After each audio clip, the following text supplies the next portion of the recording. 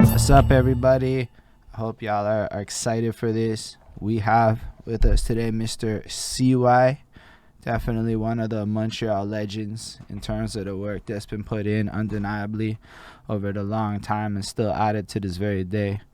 Welcome, Mr. CY, to Bridge the Gap. My name is Holden Stephan Roy, and this is basically the show where we talk to interesting people, such as yourself, and we walk through the story of your life and we just try to extract knowledge nuggets. And at the same time, especially with somebody like you, the other goal is like document the story of like the scene a little bit better, right? Because like when I came into the game, I didn't know anything about anything, and it created some ego issues. And for me, I believe one of the best things that we can do in the future to avoid said issues is to kind of try to capture the story of Montreal, so that people like understand what's been done and why people say the things they say maybe in their lines, or why people may feel certain ways just in life, especially for the young ones that are just coming into it. So this is kind of like the effort of what we're doing here, but really it's also about, like, let's say you had a Wikipedia page, we just trying to plug that we're just trying to plug it out, fill it out with the story of it. So with that, we have like an opening question we like to run on, but in order for it to be proper, can you just let us know, Mr. CY, where you began your life, where the story of CY begins? Like which part of Montreal you mean? Or just even, yeah, Montreal. And then, yeah, which part of Montreal?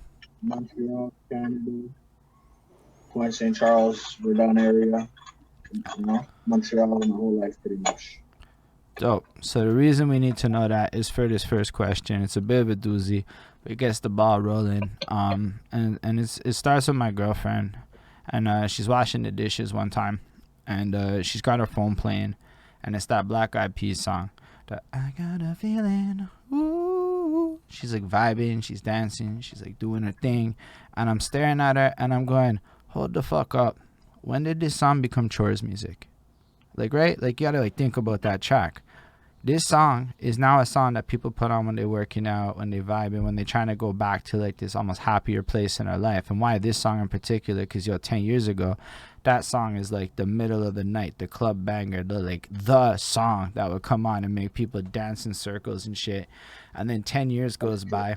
The song doesn't change at all, right? Still the same song, but now we put it on for chores and exercises and all this kind of stuff.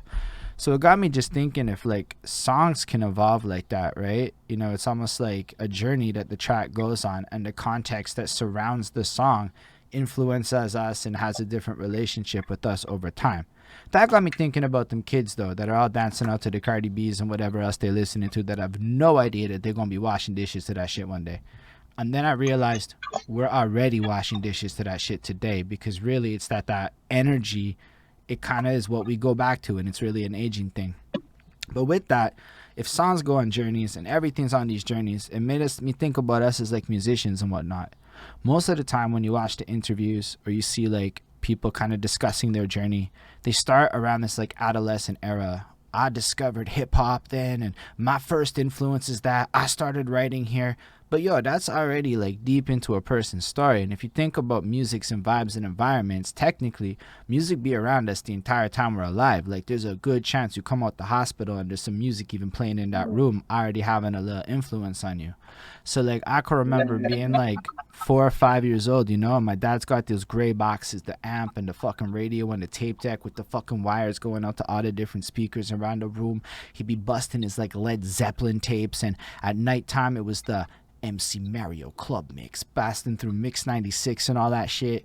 My mom's was more into like discos, those little knockoff Kushtar disco fucking tapes you could buy for $3 with all the hits redone poorly, and like musicals and crap, And then like even at Christmas time, there's this one tape, right? Like it's like fucking these EDM remixes to like fucking Christmas bangers, and that's like present opening music. And it's like, when you think about it, all of these things is like huge influences and things that kind of impact you, because it's still the music, you're still absorbing it, but you have no control over the environment, thus it's just kind of around you. So I was hoping, Mr. CY, you could take us back to the youngest CY you could remember and tell us a little bit about what it sounded like, the technologies, just the music in your life before you had any control over the music. I love that question because I watched a few interviews definitely. Um, when I was young, my mom list. I don't. I never really knew my father growing up. So my mom raised me as a single mom, and she would always clean the house with like back in the day. No one had an AC, so like it was a thing where in Point St. Charles and a lot of places, I'm sure it's hot, obviously, but like she would leave the front door open and she would just blast like country music, like Shania Twain, like fucking Alan Jackson, like all these different type of like country music vibes. So like I could say right now I could sing some Shania Twain music, for example, just from being a kid and it's programmed in my head from the times, right? Yeah, I'm not I gonna lie, wouldn't, I could but too. like I would say that, but then like a little like when I grew a little old, I would say I was maybe like I could maybe remember being like 7, 8, 9, 10, 11. That would like, but then like later, a little later, my older brother, who's like 5 years older than me, so when he was like 15, I was like 11, 10. I remember taking. I'm not sure which one it is because I'm not a big fan, but like, it's not that I'm not a big fan. I just don't know. Like he had one of the Nas CDs where he's like bent over like this in like an orange suit, Yo, and that's like Stillmatic. I used to I used to take that and I bumped that. I used to take a Busta Rhymes one too, and like then I just start liking rap. Like right then I was like, oh yeah, I love this shit. Like plus I wanted to be like my older brother, like every other kid would love, like they look up to their older brother. My older brother was cool. So fucking that's how rap came about. He would be out, I would sneak in his room, take CDs, and go bump them in my fucking Discman. You know what I mean? Or put it in like a fucking probably only a Discman. Yeah, that's all I could remember probably. Yeah, it's crazy how many people like if you have like the older sibling in your life, it's like that's it, you're good. The older sibling's just the plug and they get all the music. And when you're the older sibling, it's completely different. You're like, I had to go discover the shit and introduce it to the brother. But but that's still blessed that you had access to it at that point. And I guess this is I can go a little further with that one. You know what? Hold on. I'm sorry to cut you, bro. You know what? go for it. Then, like a little later, when I could say, like, I got to like really into it, where it was like now, like I want to go to HMV maybe and get a CD or something along those lines. Like I start liking like DMX was one of my favorites. This and that. I like DMX. I liked like a lot of like when it was cool to buy like you go line up for an album. Yeah. And like I started getting I bought almost everybody's album at one point. But then what changed for me was like I ran into Widget. I don't know, you know who Widget is for I do sure. know Widget, yeah. He needs no introduction, right? That's my guy. You know what though? Like I knew him back Eddie in the and day. so we know who he is, but there's probably a lot of people who don't know who Widget is. So just giving him the flowers of his significance is always a good move. They about to understand this for sure. So like I knew Widget when I was a little kid. He was friends with my older brother because he's my older brother's age. So he lived in the point right near me at one point. So like fuck, I smoked a lot of weed. I forgot where I was going with that one. But Widget. yeah, oh yeah, boom, yeah, my bad. Fuck. Yeah, so I moved like it was a thing. You move a lot when you're young. So when I moved away from that street, like I stopped seeing him. But then I remember I was about like maybe like 14, and I seen him downtown, and he was pushing his CDs. Like he was telling me, "Yo, you want to cop a CD?" And I remembered him, and he remembered me, and then. And I copped one from him, and I bumped that, and it opened my mind up to Montreal rap. Like that's what opened my mind up. He Yo, had how a old are you when he that had a video happened? at the time.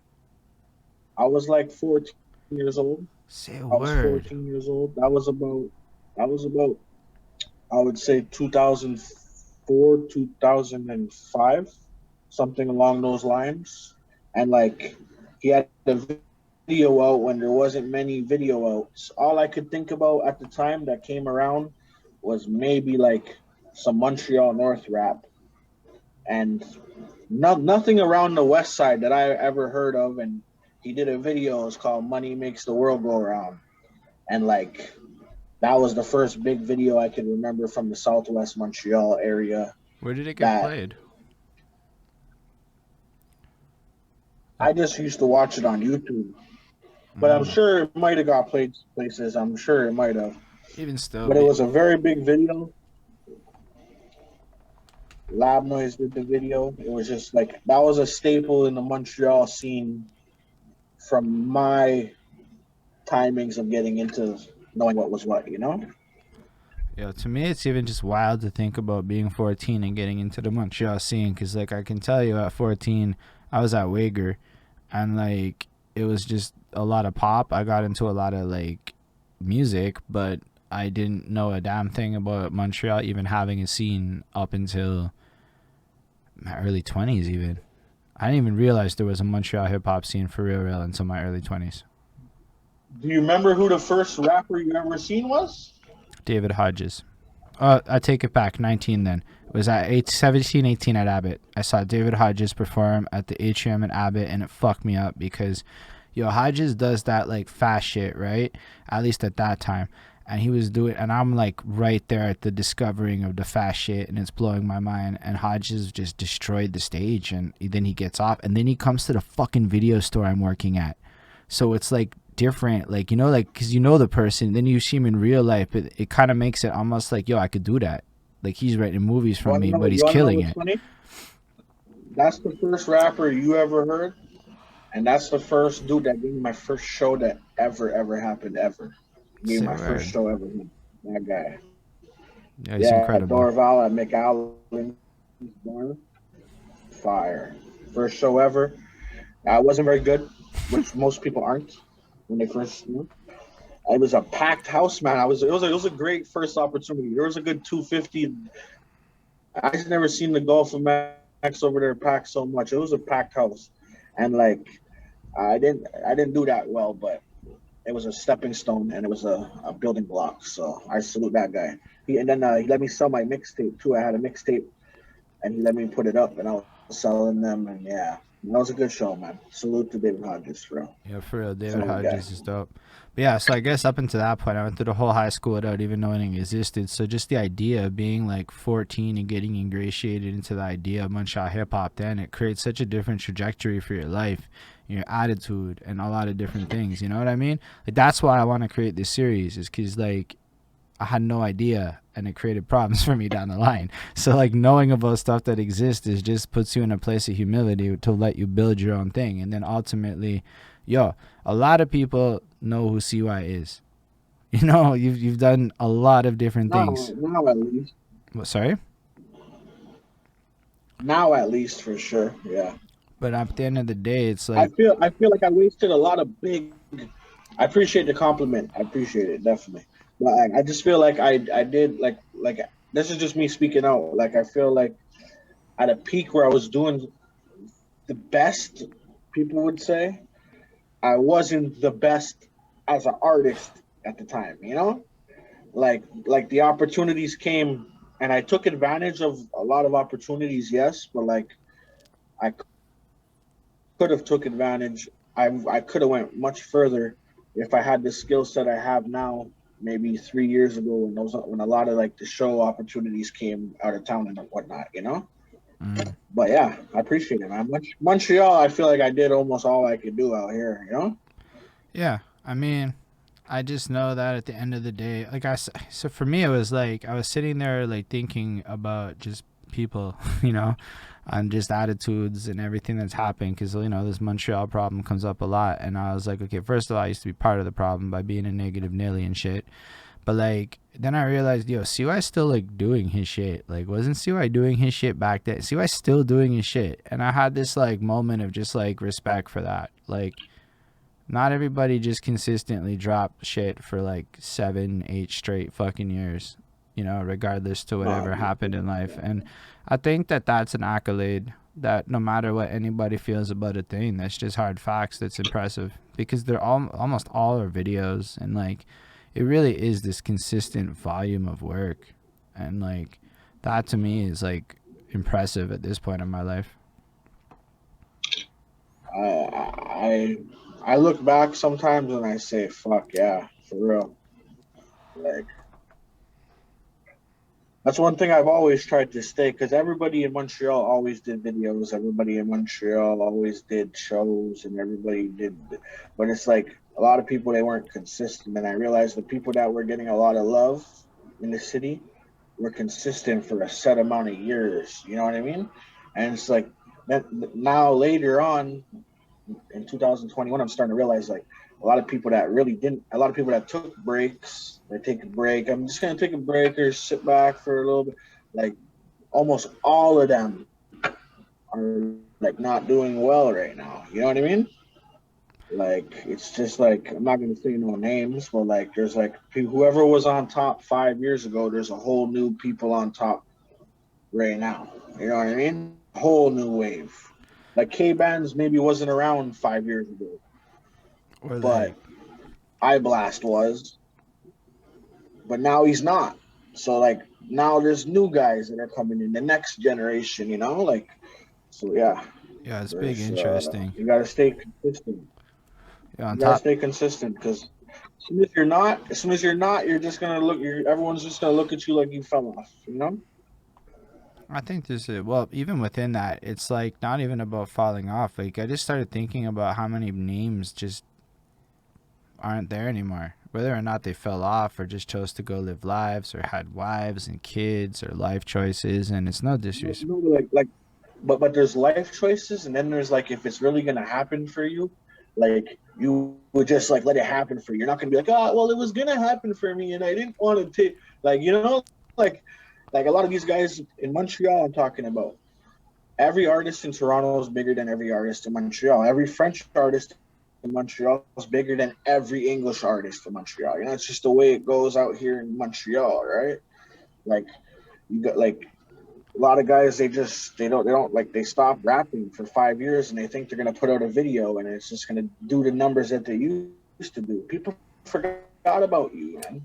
People do so much in their lives. If I forgot what I did, I forgot great ass times I've had with a bunch of people that I fucking, you know what I mean? Like huge nights. I'm like, oh yeah, fuck, I would have never thought about that if he didn't bring it up. You know, it's Yeah, too much going on. People get mistaken. Definitely. on top of like just life being what it is now. And I mean, I hear what you're saying. I just I had this interesting chat with this dude Olivier Bro who did the Hip Hop Cafe and all that, and he was like, Montreal maybe has a bit of a self-esteem issue, where it doesn't believe in itself enough to fully commit to getting it. And I couldn't convince him he was wrong, and so I've thought a lot about what he meant. Because when I lose a debate like that, you're kind of stuck to think about it. And I'm like, I don't know 100% on every pocket of life it is, but I suppose it is something that if you're not willing to be consistent, maybe you didn't necessarily have the same tenacity. And not to say that you're like anybody who takes breaks, it's a problem or anything, but I don't know. When I think of all the Yeah. heroes I had, there are people who lived and died by that shit and thus made it. And those are the people I look up to the most, all of the musical heroes I have. So, like, I don't know. It's to me it's just stuff to think about because I'm gonna say I misplayed like 7 years of my career. So like it's not like I can say I'm like fucking crushing it. I had so many mistakes to make, bridges to burn, things to learn and all that shit. So it's not like I'm fucking killing it. I just finally found a swag I like. But like let's go back to your life though, because you're like 14 Yep. and you discover Montreal hip hop, and how does that like actually impact you? Pardon? Like when you discover Montreal hip hop, like how does that actually impact you at 14? Like that's not an experience I've really encountered that much, you know? It honestly, it like at 14, for example, I looked at Widget like he was a rap star, bro. Like people, like there wasn't many out to look at. Right now, Montreal has thousands of rappers, you know. So I had I used to bump my guy's CD all the fucking time, bro. I'm talking about like every morning I'm bumping this, that, and then it was just like I discovered other rappers in Montreal, you know, and it was like I was a big fan of the Montreal scene before I got into it, and it made me want to start rapping a bit, and like you know, like I never took it. I've always wanted to rap since probably around Widget's time where I got that CD, and I never got it. a lot of my dudes told me like 14, 15, 16, 17, 18, 19. Like, yeah, bro, like, don't rap. No, why are you trying to rap, bro? No, you can't rap, man. Don't rap. Don't do that. Like almost everybody. So I just left it. Then I did a first song ever, and it was like I was 23 years old, my first song ever, and fucking, it was terrible. I thought it was good, but it was fucking trash. But like, it broke my ice, you know. And then I seen like, you know that it's like when you see a Hustle and Flow where she hurt herself, like, Yo, oh, when you did know you what I make mean? it? When did you make the first song? What year was that? First year, the first song was uh 2013. Cool. Yeah, so 2013. I did see 8 years. Hustle and Flow. You know, like when she was like shocked to hear how she sounded, it was like Yes. kind of like that. You know, it was like that. I was like, So, oh man. so like Then what? like I needed more hours. I was like, yo, let me see what I could do now. Let's see. So And then I yo, got better and better and better and hold better, up, hold up. like everything else, right? So how did you get to a point where you decided to even go make your first track? Because you know you go from a place you're saying 19, maybe not, you're not feeling it. Then all of a sudden you're 23 and you're banging out the first track and you're feeling a different way. So like, what kind of happens to create that desire to transition into that? There was this one rapper. I'm not even trying to give him no clout or whatever. He brought me to the studio. Like, you know, like he's a nice guy. You know, he's not a good rapper. He brought me to the studio. We did a song together. That was the first song. He brought me to MakeWay Studios before MakeWay was where he was, before he changed 3 times. And I met Buds that night. And yeah, so some Montreal artist put me on. He brought me to the studio. We did a song. And then I met MakeWay Buds at the time.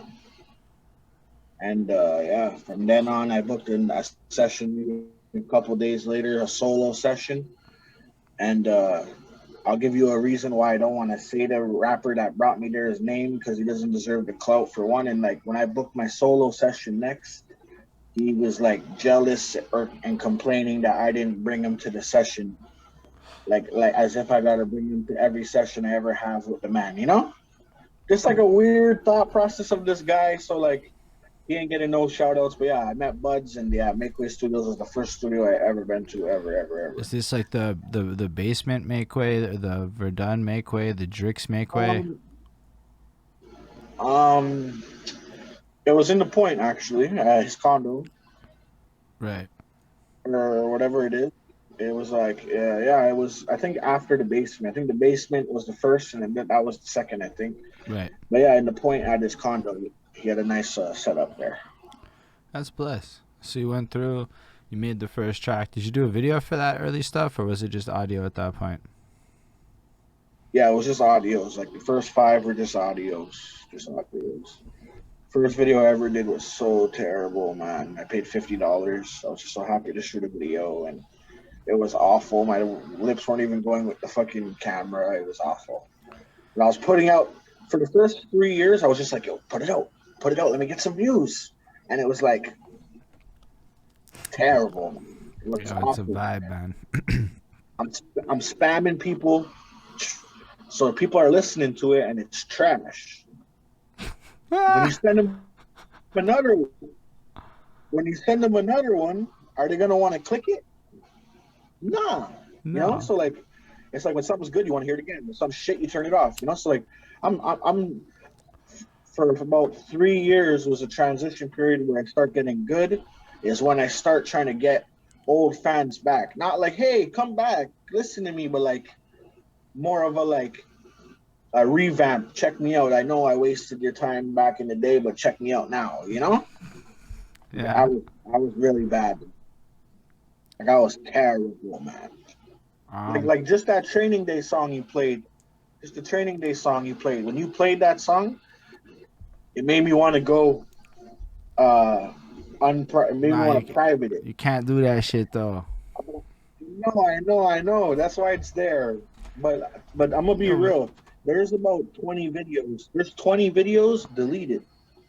Legit 20. no, All like I terrible did the quality same thing, videos. man. I did the same thing at one point. I used to do the same shit. Cause yo, back in like 2012, I started in 2012, right? And then it was like, yo, check out my song, boom, spam it out. And then I realized, I mean, you got a few fans, but like it didn't really work. And then I found out everyone else was doing the same thing at the same time, and like we were all doing it, and then people were not thrilled. Like regular non-musician types were not very happy with this tactic that every rapper discovered at the same, because it was like this wave of people who came in online as like the old Right. scene was transitioning into this like middle now scene. Well, I don't know. I feel like we're coming to a whole new wave because nobody knows what the fuck's I happening feel like a next. lot of studios popped up. A lot of studios popped up around then, made it more accessible for like Mm. more people to like pursue it. I Like guess. cheaper I studios, would right? say that. Like, cause like I don't Right. know. Like at one point when I wanted to rap in 2012, before I went to MakeWay in 2013, I looked at a couple studios. They're like $80 an hour, minimum 4 hours, like For real. crazy numbers. You know, it's then like then in like 2013, 14, there was a whole bunch of studios, 20 an hour, 25 an hour, 30, 2 hours for 30, like, and they're legit studios. You go get some nice sound, you know. That's So that made it fair, probably eh? more accessible. I was going to say. I got real fucking lucky then. I met Clarity and he brought me to the DRX and they were like what 30 an hour or whatever, or 35 or something. I don't know, maybe That four. was And that was like the first place that I was went. at the on St. Antoine. Yeah, right. But that was where Buds ended up taking over the location at one point. Right. And then I Right. met Yeah. my Exactly. homeboy, and my homeboy had a setup at home, and my homeboy is like, "Yo, come to the crib, we'll do it." And then I just did it with him, and then I had no idea what the cost was for studios for a really long time until I met beat makers and shit, and they're like, "Yo, bro, it costs this much." I'm like, "Oh, say a word, that's what it costs." Like, so, but you know, I didn't Yeah, realize. it took that road too. Cause like I didn't realize though that like that was a thing. You know, just even you saying that in like 2012 in that time it was that expensive to find access to a studio. Cause I never did. It was just luck that happened to me. I got lucky every fucking time. Um, fair enough. So you end up. I took that route of recording at people's houses too, though, and it gets the job done for no money, but like the quality, like it's just I had to go to a real studio after a while. You know, it was just like it was nice though. It served its purpose, I guess, for me. I don't know. My dude is like, I'm a sound engineer, trust, and it sounded he's like, but generally, I also did the version where I went to the dude's house and it did not sound and but Yeah, I don't know. As time went on, gear got better and it got way easier to record at home. And yeah, but for sure. You can do some recordings at home. You don't even know. yeah, but like, yo, that's fair about the 2012 era. So like at that point though, when you're starting to get into it, are you like performing at the same time, or is it more like you're just releasing music? Within the first year, I got that show with Dave Hodges in Dorval, and I did that show, and from there I started looking for more shows, trying to like get more stuff. And I wasn't very good, so like no one in the scene was giving me any kind of look whatsoever. No show at all, probably for like a year or two after that, probably. Say a word, eh? So just because the performance didn't go the way you Like, wanted, it was like the reputation stuck for a minute. And no, I don't even think it was that. I just think it was like I was like it wasn't a good performance as well, but it was more of like I like Facebook is so trash right now. It used to be so good, and like when you add somebody like that person's in your life now. Like here's like I know it sounds weird, but like it's not like that anymore. You have all these people on your Facebook. You don't even see nothing with all these algorithms. You don't see shit. Like back then, it was like you have him now you got that guy around. Like you know. So like the more I reached out to different people and I met different people, like like I knew who they were now and shit. Like I met new. Now it's so simple to meet everybody. Like you just add them on Facebook, you got them, and it was like that too. But like you had to meet someone at a show or something. It was more like it was Facebook was better back then. I agree completely. I mean, all of it was. Yeah, that's how I met a lot of people. And then, yo, there was that dynamic of like you'd be at the show, yo, what's your Facebook? That was back before Instagram was cool. Now it's like, what's your Instagram? And you have to have Instagram. Otherwise, people under 25 won't talk to you. But like, it's true. like, but like basically, that's a fair point, and it even impacted like the ability to network and market. Now it's extremely linked to like, honestly, it's really like if you can get a fan base around people who like big you up a lot, you do really well on Facebook. And if you can't get a lot of people bigging you up on Facebook, it's a complicated game. And even then, it's not real. It's like just the same like people all the time. Like it's a really strange world on Facebook right now to me. I remember I used to average like 200 likes on Facebook, 250 likes on Facebook. I can't even get like 10 now. Like, it's like sometimes I get 30, 40, 50, 60. Yeah, I do that. But like on average, I don't get many. It's just not there. Like, it's just really not like it used to be. I don't know. Instagram, I put so much effort on Instagram that like I stopped using Facebook. So maybe it just did something where like I'm not interacting. So like it doesn't show whatever. But Yeah. like on Instagram, it's just so, I'm so active on there that like I'm just like I put all my energy there. I don't really care about Facebook. Facebook, moms on there, pops is on there, fucking grandmas are on there, fucking cat lovers, all kinds of people on there. You know, and Instagram is really good for artists. I would like, do you have Snapchat? Obviously, I'm sure you So do. I do, but I don't use it right. I only found out real recently how important Snapchat is, and I got put in my place by a lot of people recently. I don't have a Snapchat, and my boy, not even just my boy, a whole bunch of people are like, "Yo, get that! What are you doing, bro? Get that!" I'm like, I guess I gotta get that, but Yo, you I'm gotta. loafing on it. So what I found out is people in Europe don't treat Snapchat like the way we do. They fucks with it, right? Especially, and then like there's that search feature.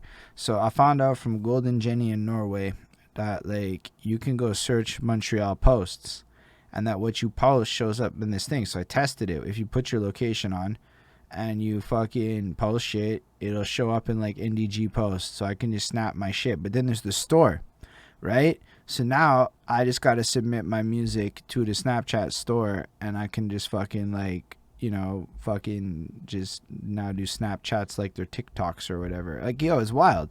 And then they've got, it's just like, it's just not what it was when I used to use Snapchat. It's not that Snapchat.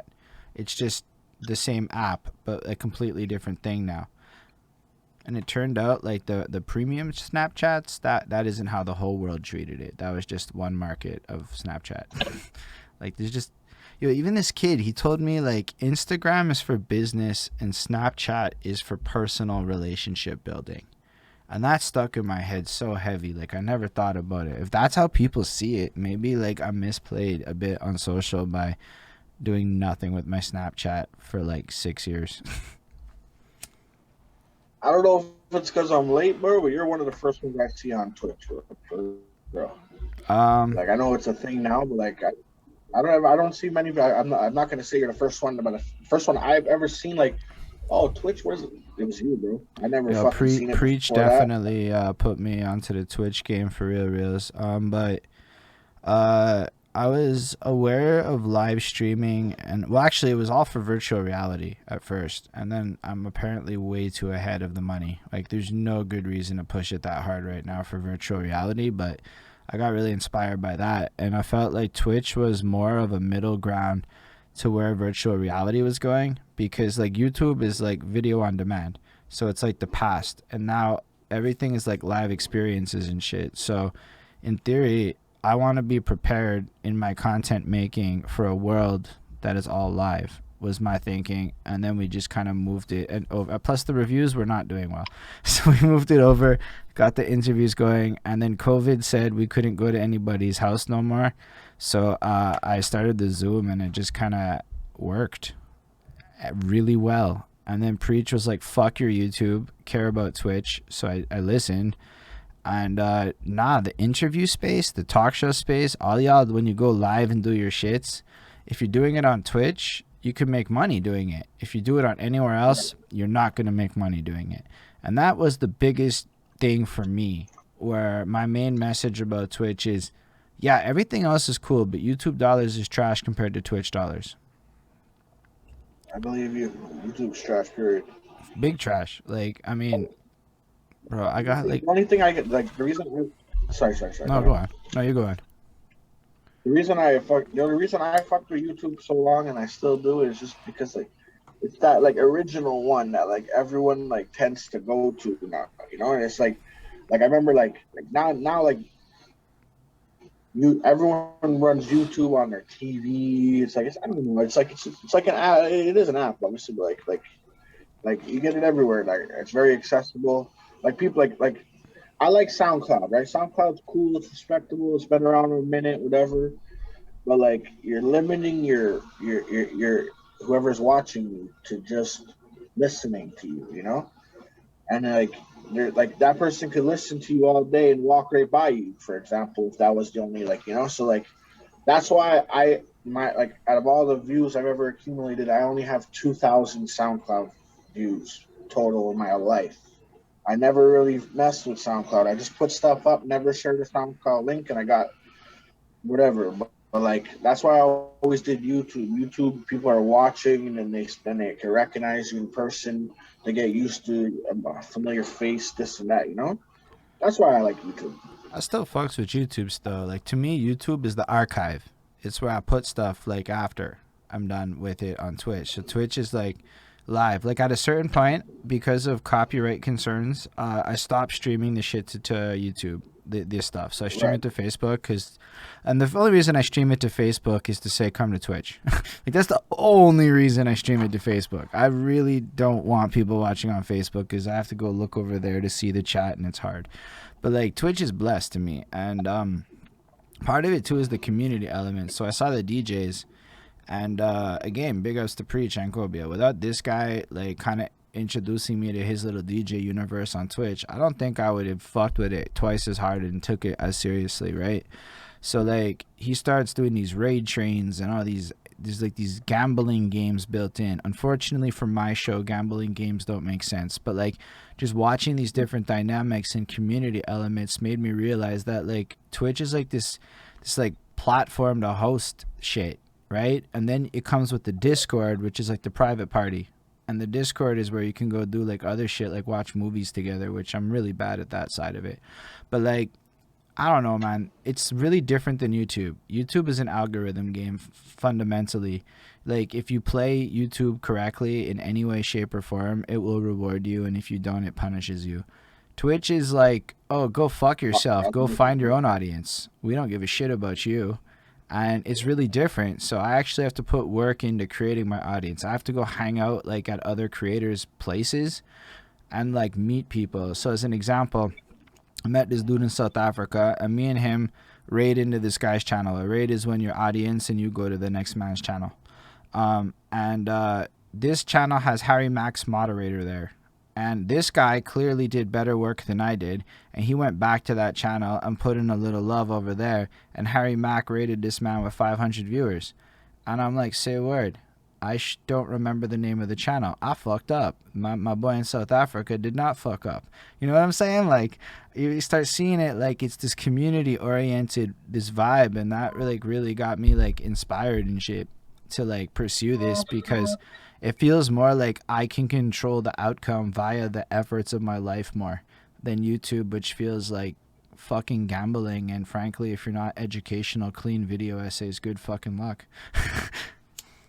No, you know, I definitely agree with what you just said. Heavy, actually, I see exactly why. I get it, definitely. Yeah, and it's fun.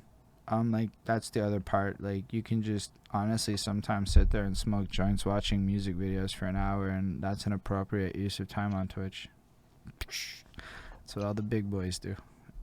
And then like I don't know, it's fun. And then like I talk, you can like like there's sometimes rappers and shit on there, right? Like Murs, like he's there. You can go to his stream and talk to him, and it's like that's cool. Like I don't care what anyone says. Like that kind of shit's just cool to me. And then if you're live, people can come talk to you the same way.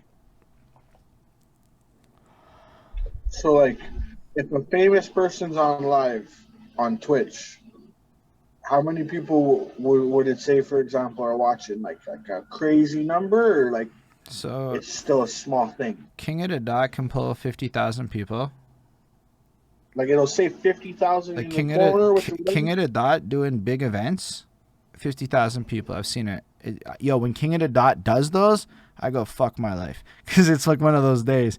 But average like a T-Pain stream, 5,000 is an easy number you'll see on a regular. But the thing is, I like like, that breakdown. I like that fucking breakdown. That was lit. um, Yeah, that was lit. uh, 50K though. Wow. yeah, but that's King of the Dot. Let's be real, and they're running Yeah, it like a for sure, for network. sure. Yo, it's wild, and I'm not gonna say And they anything. had the tournament. And they had a tournament too.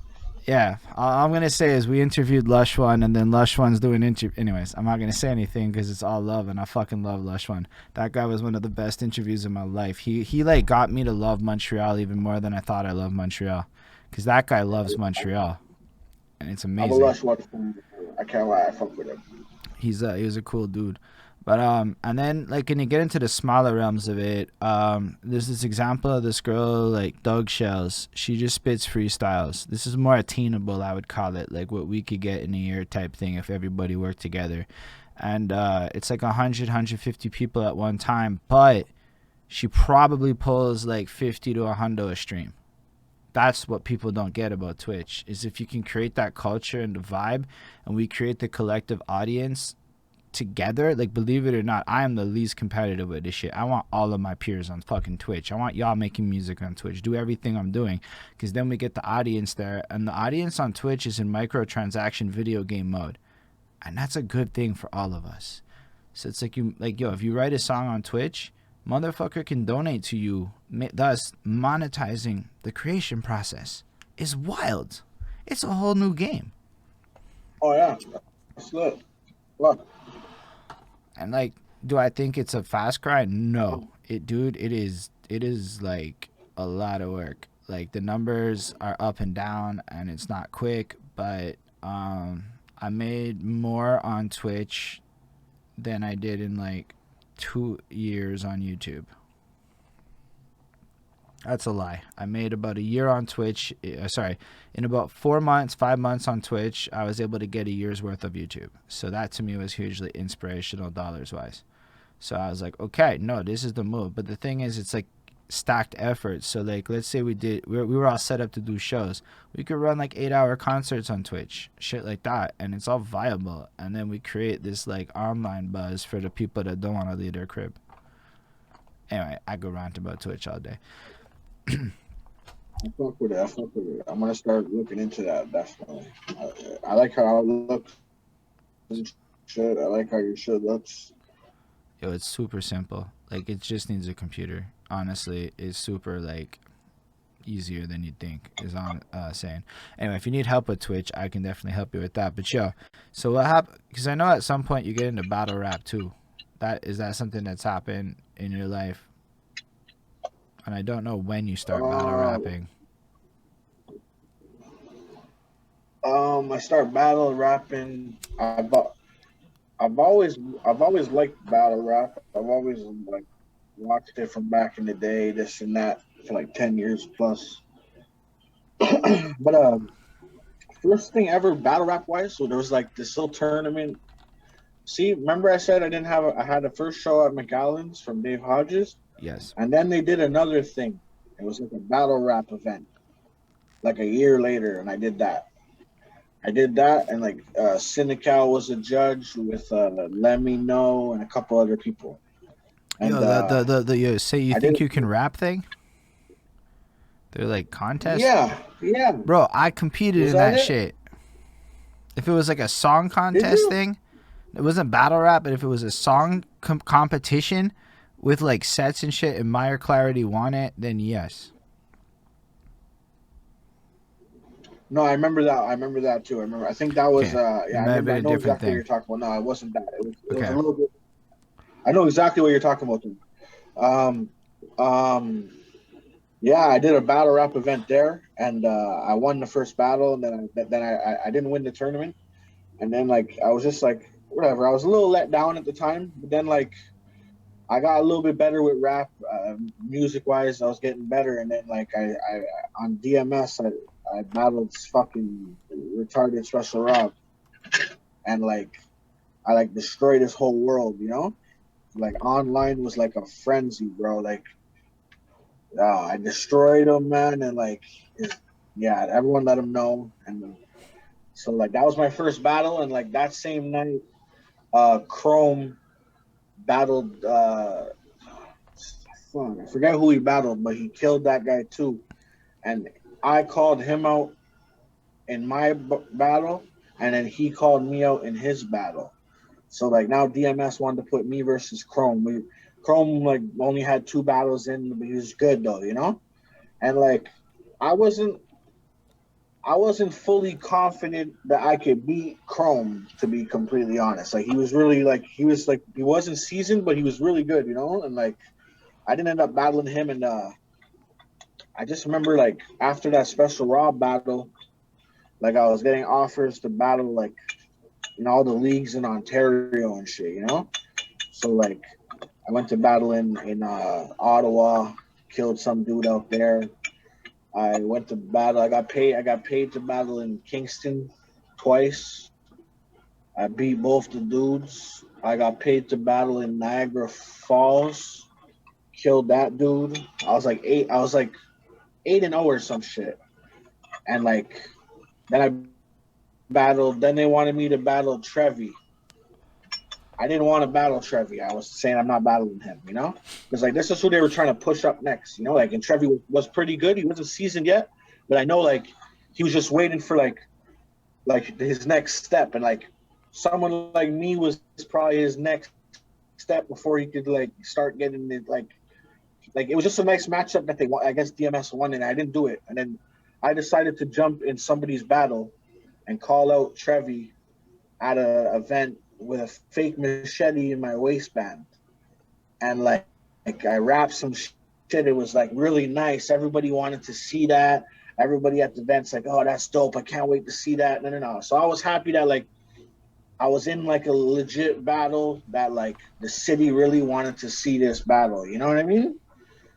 And like Trevi ended up beating me that in the battle. So like that was my first L. So I was like 8-1. And then after that, Spook One requested to come back from his King of the Dot days. The same night, Lil Pesci came back to battle Chrome. So Lil Pesci versus Chrome. I battled Spook One that night, and like apparently Spook One I guess won, but I beat myself that night, so I was 8-2. Then I never battled again. That was like 5 years ago. I just felt like I was putting myself in a box. Like it was great at the time for the exposure because it really did give me a lot of exposure at the time, and in front of big ass crowds like 200, 250 people, 300 people. You know, usually to get in front of those type of number of crowds in Montreal, you gotta move tickets for a promoter.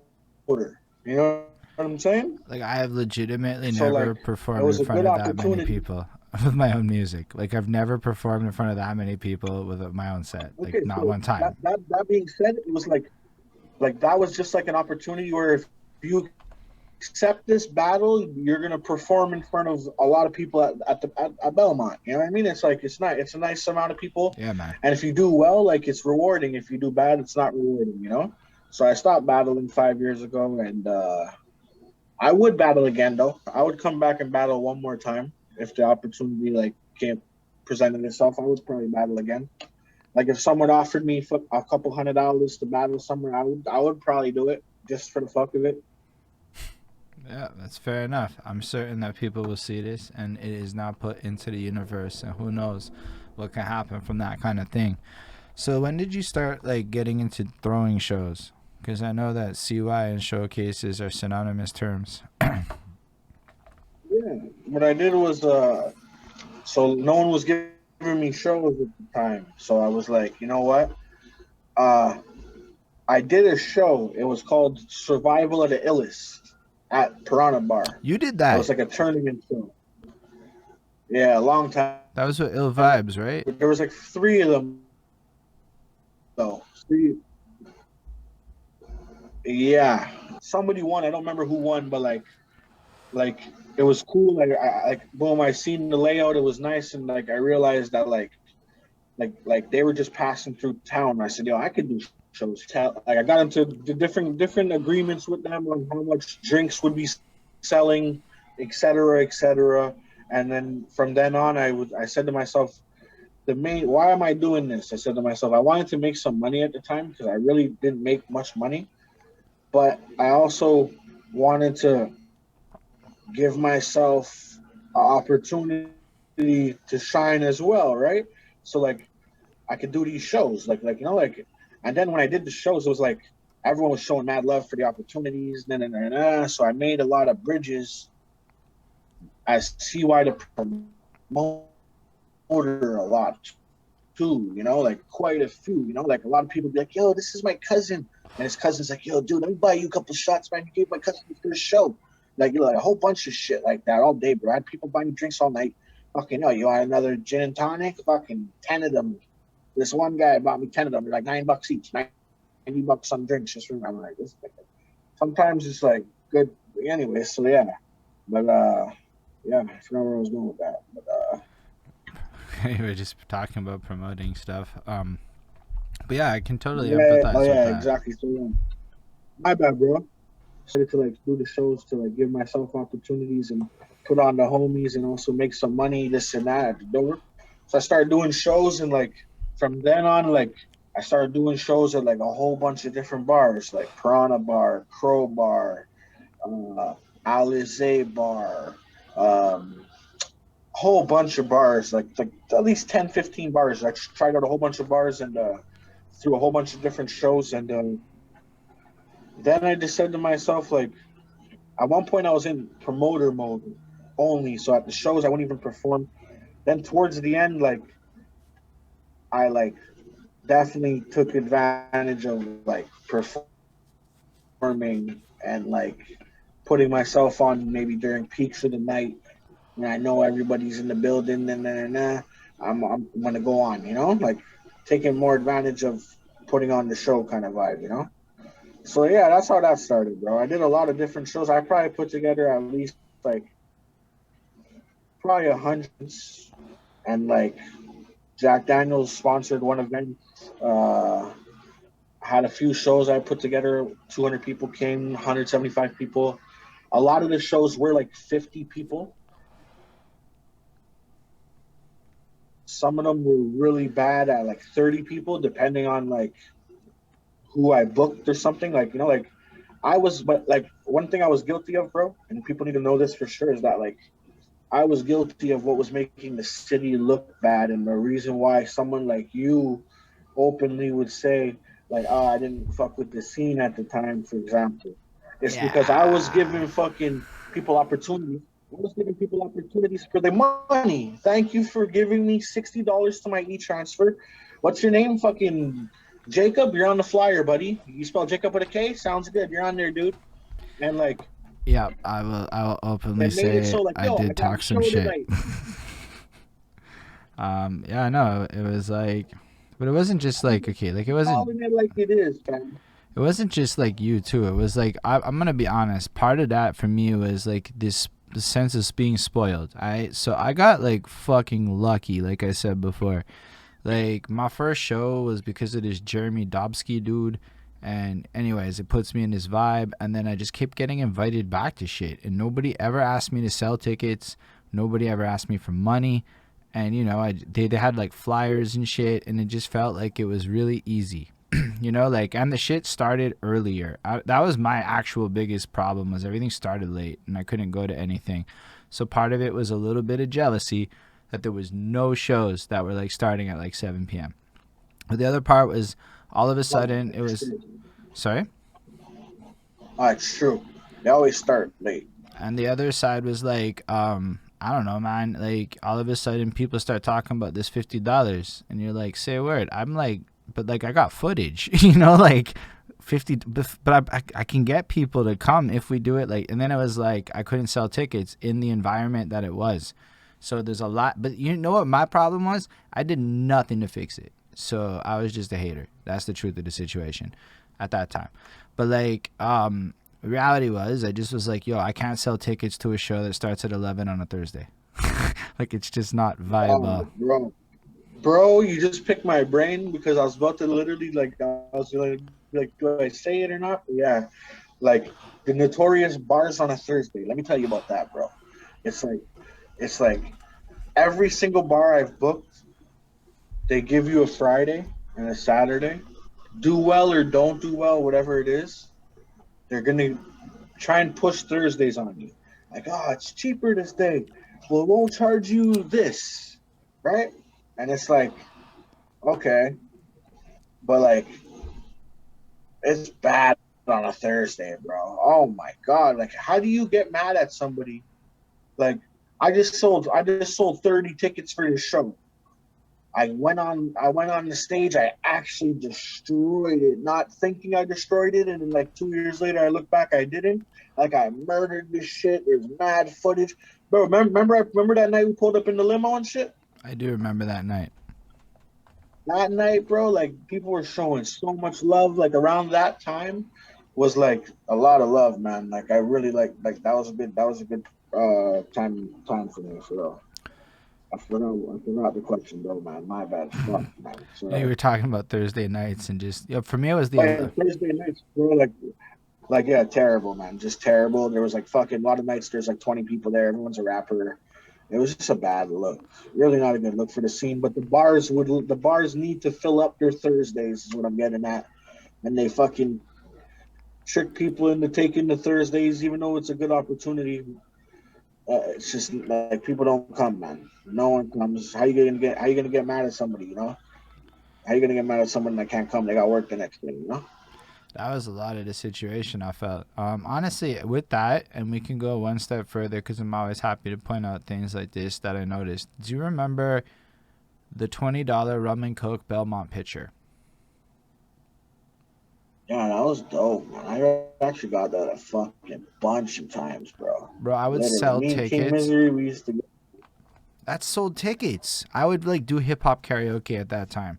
And I would get people to come to that shit, like sometimes 6, 7 people, just because I would say $20 rum and coke pitcher. And that was like a really easy sell. Like people were like, that's a good deal. I want that.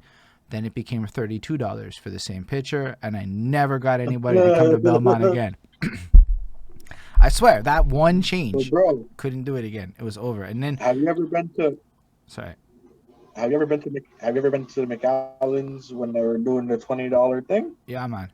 I did. I absolutely did. That's And amazing. that That's was amazing. amazing. Holy shit.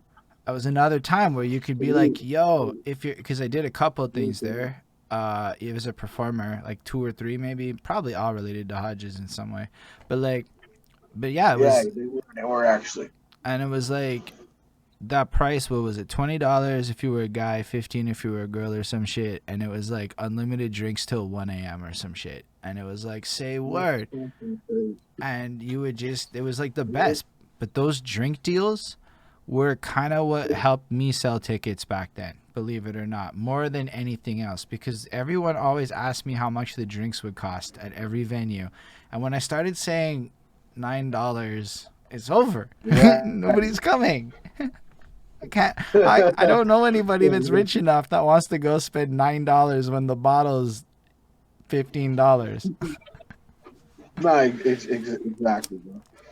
But then, yeah, you're right. That's the only one for the bar scene where I'm like, yo, I don't even know that I want to fuck with bars. I'm like more inclined to get lofts where like at least you can not have to deal with bar prices. You were doing the promotion for a while and you're still doing the music thing. Basically, I've only ever seen you really release singles. Are there a lot of CY mixtapes and stuff out there that I'm just unaware of? Um, yeah, there's a few actually. And I put out one the first year I ever rapped, and it was like terrible, terrible cover art, terrible songs. Everything was trash. I made 100 copies. I sold maybe like, I'm not even gonna lie to people.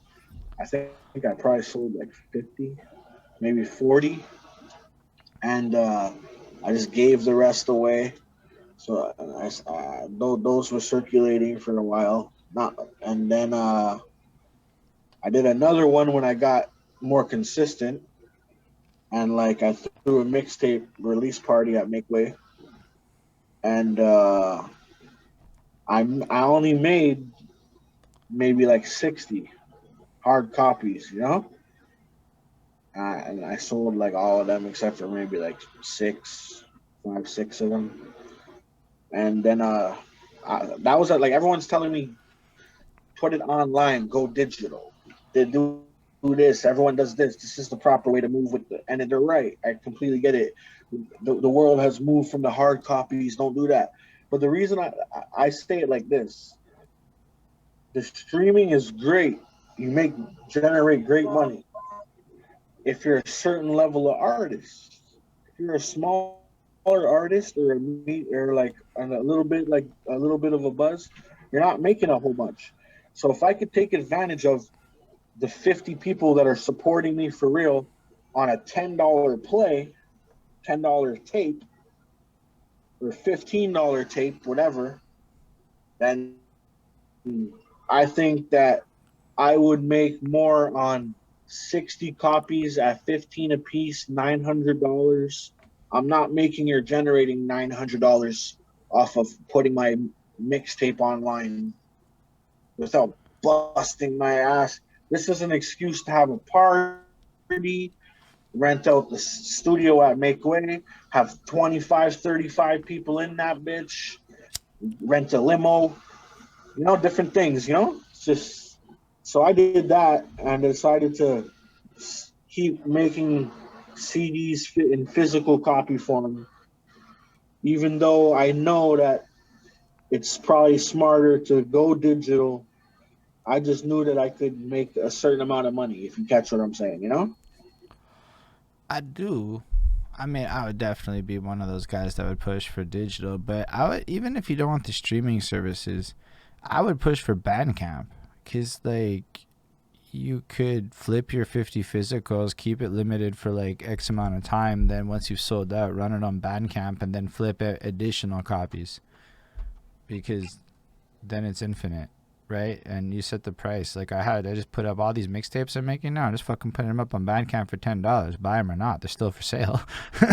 Like, and Bandcamp's kind of blessed with it. I don't push Bandcamp like I should, because I'm more interested in Spotify, because I use Spotify. I'm very selfish like that. I don't give a fuck about like money on that. It's like I use Spotify. I have to be there because I want to listen to myself on the platform I use. It's definitely one of the best things to do right now, for sure, now. But don't get me wrong. I was just talking about for like this was like 4 years ago. Yeah, no, but 4 years ago was a different vibe. 4 years ago, it wasn't like you could just go easily cop a DistroKid for like fucking $15 and just put it out. 4 years ago, it was a lot more like $60 to $80 type shit for the same project that you're putting out for like a fraction of the price now. It was expensive. Yeah. I remember that transition too, yeah. And like I'm pretty sure like the original shit was almost invite only with labels for a minute. I don't remember. I know by 2017 I was able to do it, but I don't remember how easy it was to do it as a completely independent artist prior to that. It could have been. I don't know. It wasn't at least general knowledge. But so I guess my question has always been, because for me it's always been like, why isn't Suak on Spotify as like a consumer? Because like I would have spun your shit more if it was on Spotify. Yeah, it definitely should be. Definitely, I don't know, man. You know what it is? I'm just trying to hit. I'm gonna be on there soon, definitely. I'm just gonna. I wanted to get on there and not sit on there with small statistics. And I want to be on there when I'm a little bit more established and shit. But that would help me establish them too. I got to get on that. Right. I mean, to be fair, I'm not even gonna flex like I think Spotify is the coolest shit in terms of stats. So right now, as we're sitting here talking, I've put it up by mistake on your face, but I wasn't doing it now. But for the most part, I've been playing my own shit over and over again. My girlfriend plays my own shit, because we worked it out that if we stream X number of hours of my music, it pays for both my Spotify and my DistroKid. So it lets me break even on the initial investment. And I'm very okay with fake stats if I can make back enough money to cover my costs. Like, fuck the stats to me, right? Plus, stats are overrated. Like, to me, it's like, I want to know how many people are willing to spin my song overnight. That is the only stat I give a shit about right now. Or my Patreon. That's a cool stat. I think people pick different stats that I'm not really, like, I don't know. Like, you have a lot of YouTube views. I have a lot of YouTube views. It's like, I don't know what that really means at the end of the day, you know? Like, it's a lot. And a lot less than it used to, right? yeah. Like, for any video, here. This is, I have zero to hide about stuff. Bro, for any video, any video, probably besides 4 videos that I've never used Google Ads for, has never gotten over 5,000 plays, and that's 5,000 plays after like a long time, like, you know. Yeah. So like the new age, like, for example, there was a time people are like, you can Google YouTube views and go buy whatever amount of views you want to buy right now, this and that. I don't want to do that, bro. Anybody could put up a Google thing and then, you know, I want to go to the source. So I pay YouTube to promote me. I want you to recommend me more on the right side of the screen. You know what I'm saying? I want you to play me as a skippable ad before different artists if I choose to put it on that. Like, you know, there's definitely proper ways to promote that artists don't do so. Where, like, I don't understand how I did it for so long, where you could put in so much work on writing, you pay to record, you pay money for your video, your people come, you drink, you smoke, you take time out of your day, and your video sits on YouTube with 500 plays. It's just not worth it, man. You know, like, you think Drake wakes up and he goes copy paste on Facebook and shares a link? He has a whole marketing team that handles that whole shit. You know what I mean? Yeah, man. Like, yes, he's popular, period, but like, these people, a lot of these artists don't know about these new things, man. Google Ads, man. Get your AdSense shit together, get it popping. Spend a little bit of money. Perception's key. Hella key. Yo, he's not lying though. I never paid for ads on my day job. They did it, and I saw the numbers they do, and I said, "Oh, say word, I can't afford this right now." And until I can afford it right, I didn't want to do it.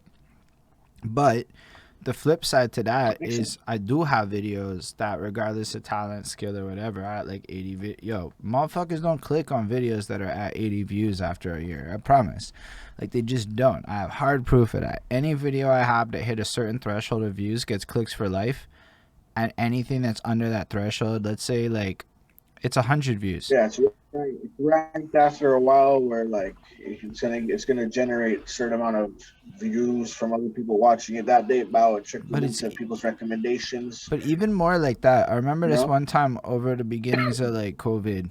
This girl didn't realize I had a girlfriend, and so we talking, and so I sent her the music because, like, I didn't realize what was happening at that moment.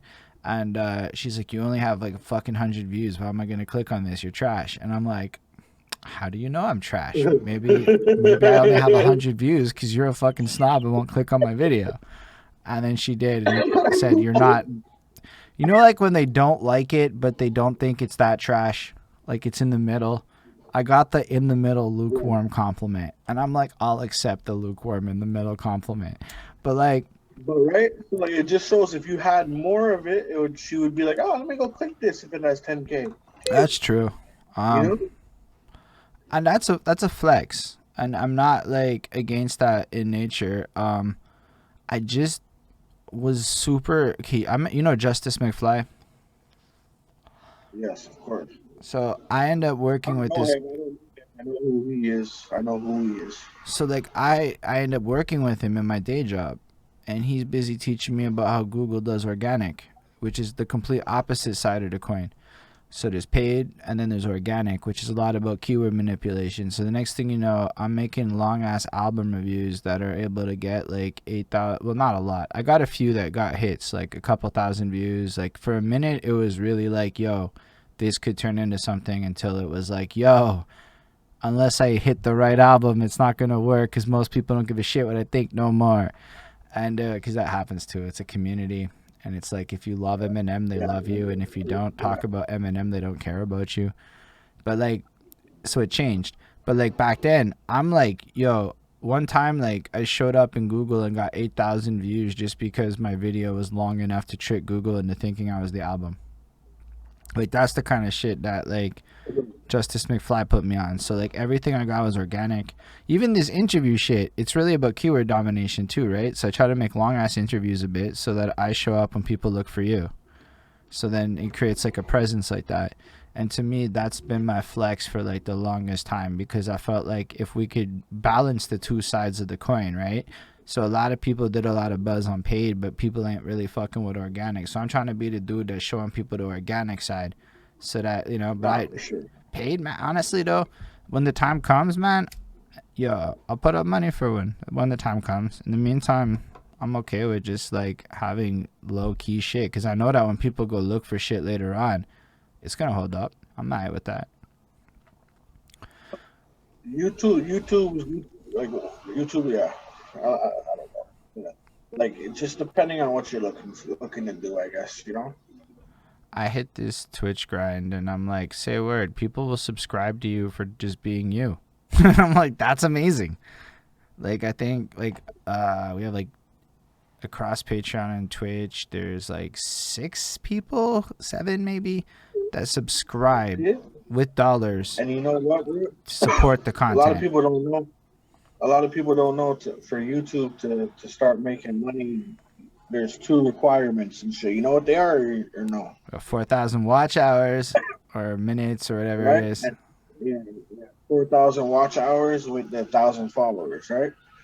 So like that we like so when you listen to a song, it's 2, 3 minutes, 4 minutes. It went away, like a lot of things went away from 4 minutes, but it's sometimes for 3, 4 minutes. So fucking like if you're an artist and you're not accumulating like a nice amount of views that shows that you have some type of buzz, the hours are just not going to add up, because your length's only this long compared to someone with a podcast with 30 minutes potential minutes per click, Bro, per it's big consumer click, facts. right? Huge facts. You know what I'm saying? So like, YouTube's doing that to weed out the serious artists that really are going to make money on this platform or not, right? So it's like you have to put out 15 videos getting 25K, and it'll add up to the right amount of watched hours in a year to get your, and that's Montreal. No one's really doing that. So no one's really making money in Montreal. Nobody, almost nobody. I don't really know many. A few. There's maybe like 10, 15 English guys. Yeah, that's fair. I know, like, I got monetized on album reviews. It had nothing to do with music. But I also know that 500 views pays you like $5, so it's really shit. I can tell you that much. Because I like that, and I got a good CPM too. Like I got like $12 or $13 on the CPM side, so that's like the high end of what you get per like click, and it's still like $1.50 for like 100 views maybe in a good day. It's like a good day. Like it's really like not sustainably good. So like when you see like 80,000 and you're like, nah man, my Busta Rhymes album review, I got 8,000, $25. So when I see 80,000, I go, what, 300 max? 400? Maybe you get 500 if you're lucky. Like I'm just being realistic with numbers though. So that's like a cool number. But like, yo, if you can stack 100 people willing to give you $5 a month, that's a lot more money. And a lot less like requirements. It gets, yo, to me that's how the game has shifted. That is the one thing I think is like where I'm trying to get people on, is the subscription model. Like your song is no longer. Kind of sense, and if any kind of sense and any kind of little fan base, I'm not saying use your fans But if these people want to support you, there's methods to make them support you in ways where you can make some money, man.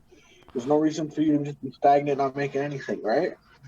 Yo, straight And up, there's a lot of ways. man, you Make a could, tape. It costs $2. $2 to bro. make the tape. Have it all ready to go. Slide your thing in. Sell them for $10. 5 times your money. Make some money, man. Do Yo, something. but you can Have like, someone fucking. you check it, CY. You can open a Patreon today, and put for $1 a month.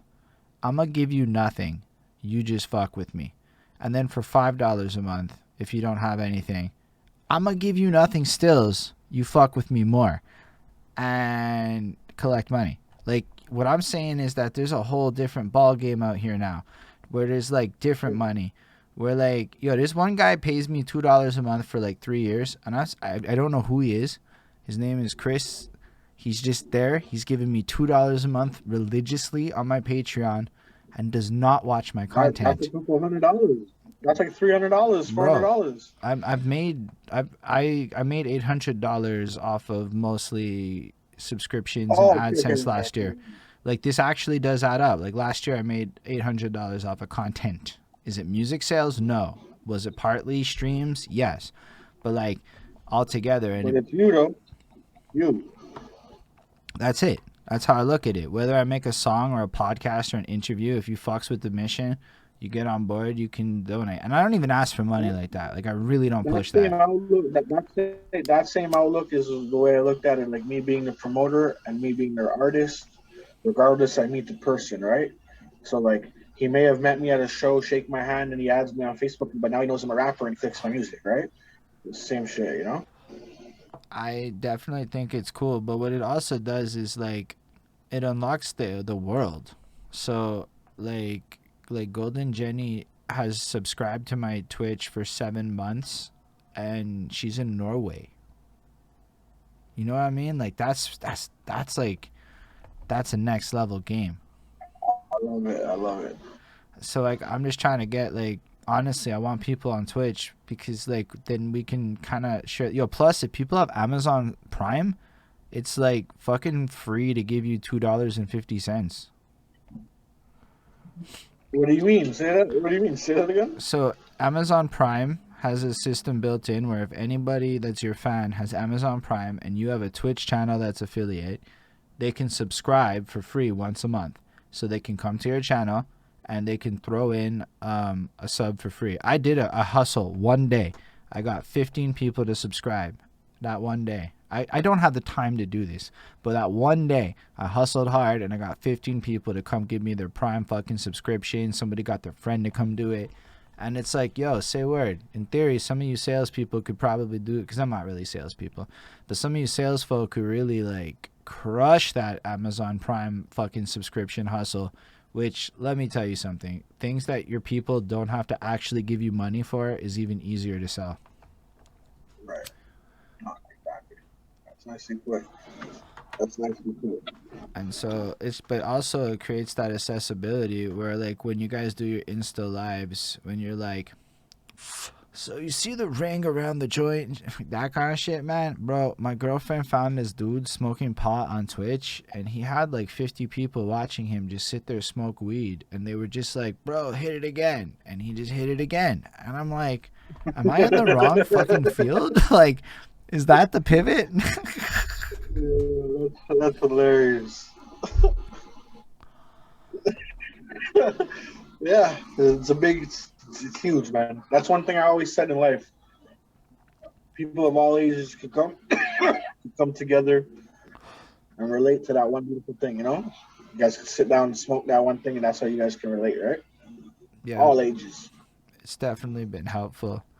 But yo, with that, like, what are you up to these days? So COVID kicks in. How does that like alter the CY existence? Because I know you started off the year, was it 2020 or 2021? Or it was 2021. You came in with like 4 videos strong.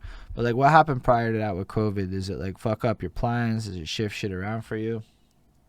See, like things were starting to get really good, bro. We did the La Coca Nostra show, and then we did the DAC show. Yeah. And like things were starting to heat up, you know?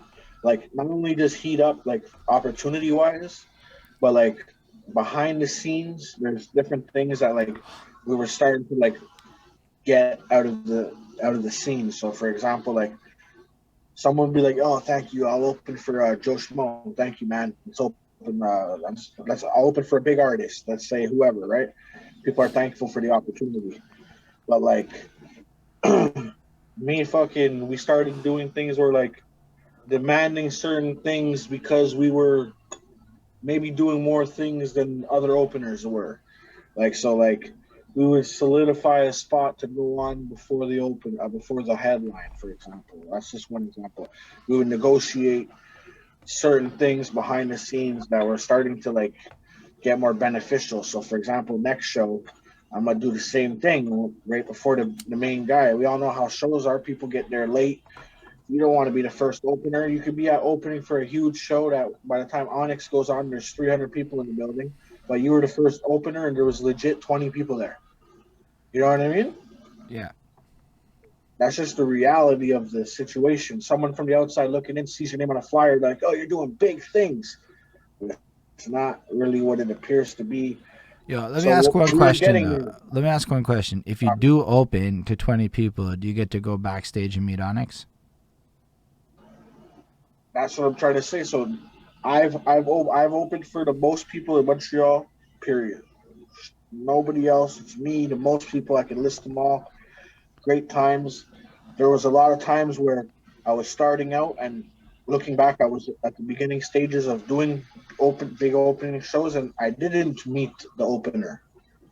Then there was times where like promoters showed me crazy love. Drinks were free all night, right next to Demrick, smoking 420, sharing spliffs, and with Onyx backstage. Like you meet you meet sometimes, and sometimes you don't. So like like after that's what I'm saying. So after a while, I was I've been good with the promoters and good with the Belmont for so long that like I can go backstage. I just have to. If it's like there is shows where they're trying not to have people backstage because maybe the artist doesn't want it, right? I can possibly get backstage still, even if it's like that. Like so, it was getting good with different promoters at the time. Then COVID hit, and it was like fuck, man. You know? Yo, what would be like the best advice you could give people on how to deal with this shit? Cause yo, I could tell you, up Show? until recently, I mismanaged most opportunities in my life. Right, like just bad attitudes, talking shit, maybe lots of different things where I wasn't thinking about how to create the most of an opportunity. So you open for a show like that. Maybe you don't get to meet the opener. Maybe you are the one putting on for 20 people. What do you do in that moment to make the most of that opportunity? I'll tell you one because I opened for Obi Trice maybe like 4 or 5 times, different cities, different times, different years. And one time they made me go first, and there was like 30 people, and I wasn't happy. And whatever, we did it, but like I kind of made it known that like yo, we're out here in Ottawa, and like we're not really happy with like no he. I was a promoter. No one wants to go first. He put me up for, but like then like he's putting me upstairs. Obi Trice is right there with his big mink fur coat. There's other openers not upstairs. They're downstairs. They're not up there. Like he's buying us shots. He's giving us discounts on different things.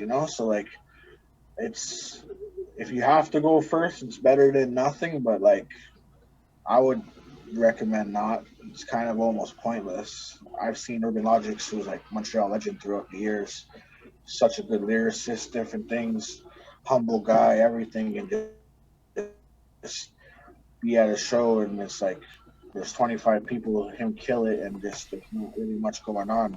Like there's no one in the building yet. A lot of people they come for the headliners at the end, man. It sucks, but you also try and take advantage and try and be that So, opener. so how do we? Okay, so my main thing now is how do we make people not just come for the headliner and to actually come for us? It's too tough because these slots you could just buy them, right? So when you could buy these slots for a certain amount of tickets and then you could be just a trash artist with money getting on there. So like usually that's the case a lot. So no one wants to come for that bullshit. You know what I mean? So like when we went on for the Dax show, that house was packed. They were yelling Dax. They wanted Dax on right after, like yeah, it was just it I was was like at the Dak they were show. showing, That one you was know, like very fair. they were showing me a lot of like and like that just goes to show is when we went on, that was like maybe like an hour and 20 minutes after the first guy went on, right? So it's always an advantage to go on closer to the headliner, obviously, right? Someone could be there ready for Onyx and you're going on, right? That's fair. I don't know if I'd want to open for Onyx. I'm not gonna lie. I don't think my music works well, and the Onyx crowd would look at me like, "What the fuck are you doing here, my guy?" And I'd be like, You know, "Fair realize, enough." bro. Let me say this to you about that. I've got the best reactions when I thought I wouldn't get anything. Okay. So like the best reaction I've ever got, I was in Ottawa. I did the whole. I said something. The crowd reacted. I felt a wave through my body, and where I went, "Whoa! It's gonna be one of those nights." I said that in my head. It's gonna be one of those nights. It's gonna kill it right now. You know what I mean? And like the crowd was just eating out of my hand, bro. But to be fair, and not to big myself up, they were eating out of every opener's hand. Even if they weren't as good, they would get a little less, but they were still always showing love. It was a nice crowd. A lot of crowds, if you shit the bed, you can get nothing, bro. You can get nothing, man. So like, you gotta have a strong team when you go up there. I could say that. That could be you gotta have a definitely a strong team, definitely a good. If you can better than a strong team, if you could find a good sidekick, because I had a few, like I, me and King Misery together. That's some dangerous fire performance horse.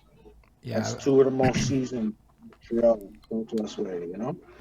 And like so like yeah, just have a good team, man. It's good to have a good team.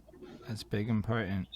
So like, I guess with that, what led to you? What are you up to like these days? Because you did the first 4 videos, and then I know you just dropped another one. So like, what are your like plans over the next while? Like, how do you plan on navigating this situation moving forward? I'm just I'm just trying to keep running up the numbers, running up the streams, running up the views, everything. And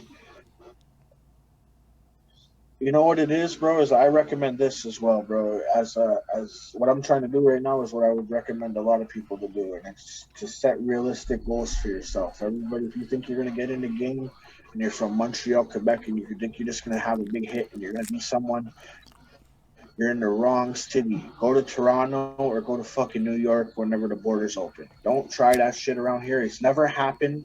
Don't be the guy that wants to run on the basketball court and say the last 90 fucking 100 guys missed this shot. I'm gonna drain this shit because you're not. You're gonna shoot an air ball like everybody else has. And I know that's a bad negative outlook to have, but it's just what it is. No, So I set realistic. bro, I'm actually a hundred I set percent with you. realistic goals. I think like Set realistic goals and enjoy the perks of being an artist.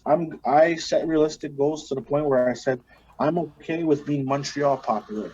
I officially am one of the more popular artists from Montreal, and I love it. I people see me in person, they see why what up, dude pulled up on his car around the parking lot. He's like, yo, I just have to see you in person. People see me all the time, and I love it. And I'm cool with being a little bit of popular. I'm cool with streaming 5 digit numbers on my videos, and people are always watching and 50s and a bunch of comments. I'm happy with being a mid-level artist and setting realistic goals so fuck. that when you do reach goals, you know, like you feel nice on how you when you reach your goal.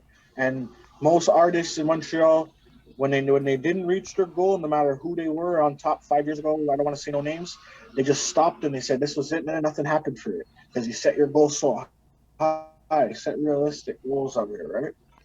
Yeah, I'm really Enjoy the free. I enjoy the free drinks. I enjoy the blunts. I enjoy the hospitality people give me. I enjoy the love, and that's enough for me personally, I guess.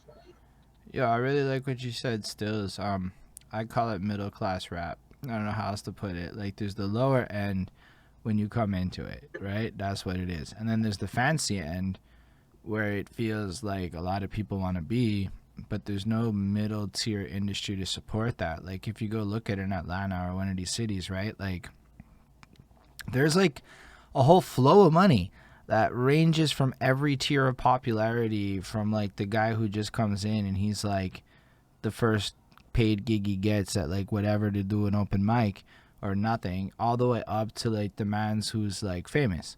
And in the middle there's like guys who just kind of play this middle class role, who are just there for like part of the local culture and the scene. And I think like over time that isn't there. Like I know myself, I came in with that attitude of I'm gonna be the best, I'm gonna go change the world, bleep bleep bleep. But then it's like, yo, come the fuck on. There's like 20-year-olds out there now, you know, like there are 20-year-olds running around that have twice as much. Young man's game. This is a young man's game, bro. Trust me. So it's like if I want to rap, I can still have a career. I think it's even viable for me to find a way to make a hundo off of this shit still. Like that's not impossible. But like that sounds blessed. If I could get a hundo clean to just one day make content in 5 years, let's say, bro, that sounds like the best job in my life I'll ever have. To just do this but get paid to do this. Like that's all I care about. Like I don't give a shit about being a celebrity, about being famous. In fact, I don't know if I want to be famous anymore. I want to be like, if you know me, that's cool, famous, because that would be like cool, you know? Like yeah, I would love to have like high numbers, but like, yo, all of a sudden this year, a lot of people started paying attention to me in ways, and I started realizing the consequences of like you can't say everything on your mind anymore, and everything that you say to people, they remember. And if you happen to say some negative things here and there because you're feeling away, those things stick with people. And then there's consequences to your words. And all of a sudden, it's like there's a little bit of like a cage that goes on you, because now there's more consequences, because it isn't like nobody's going to see what the fuck you're saying and nobody gives a shit what you're thinking. Right. And that can get jacked up. And that like honestly freaked me out a bit this year. I had to learn a lot about keeping my mouth shut and learning to like not listen to what people say and like process life. So I can only imagine that like with the amount of people you've met, that it must be a complicated journey just to like figure out how to maneuver and just maintain, let alone just worrying about like all the next level shit. I forget people all the time, and like it's I hate doing it, bro. I just do it, like I just like don't remember people, and like sometimes you don't know how much someone else maybe like looks at that interaction with you, right? And like the guy said, "What do you mean, bro? We had drinks all night." And I'm like, I don't even remember that guy, bro. I don't, like, you know. It's like, yeah, weed, man. That's the only downfall, fam. Otherwise, smoke away. Yo, for me, I'm alright. I don't drink. I feel like the drinking is what fucks up my memory. All the nights I drank, can't really fucking... Yo, that's all of my worst moments was drinking outside. That's when I talked the most shit. Yo, I remember being, like, drunk, and, like, it's 2012, and I walked up to Buds and said the dumbest shit I could ever say to Buds in my life, and I don't think he ever looked at me right. I don't... Like, to this day, if Buds does not fully, like, trust me, I deserve it on the level of shit I was talking in that moment to him, not knowing who he was and the vibe of the situation, being very drunk. And I just came out of nowhere and nobody knew who the fuck I was. I didn't know who anybody was. Bro, my whole career is just that until, like, you know, I started realizing it. And then, like, life moves on and then people just all, yo, there's like a gossip problem too. I don't know how else to put it, but I got sucked into that also. And it's like, next thing you know, you're like feeling opinions about people and you're like, I don't even know if I've talked to this person in years. Why do I have opinions about this person? You know, like, what am I doing here? Who just because these people feel the way? You know, like, there's like a gossip situation I've noticed, especially like the more I talk to people. And it's weird. It's just a weird vibe. And I don't know. I got sucked into it. And now I'm just sitting there going, nah. It's just like we just gotta find all this dope love shit. I know it's corny, but that's where I'm on right now. Find reasons to celebrate people's successes so that like at least that mid-tier fucking part of the scene looks good, right? Like, so check it.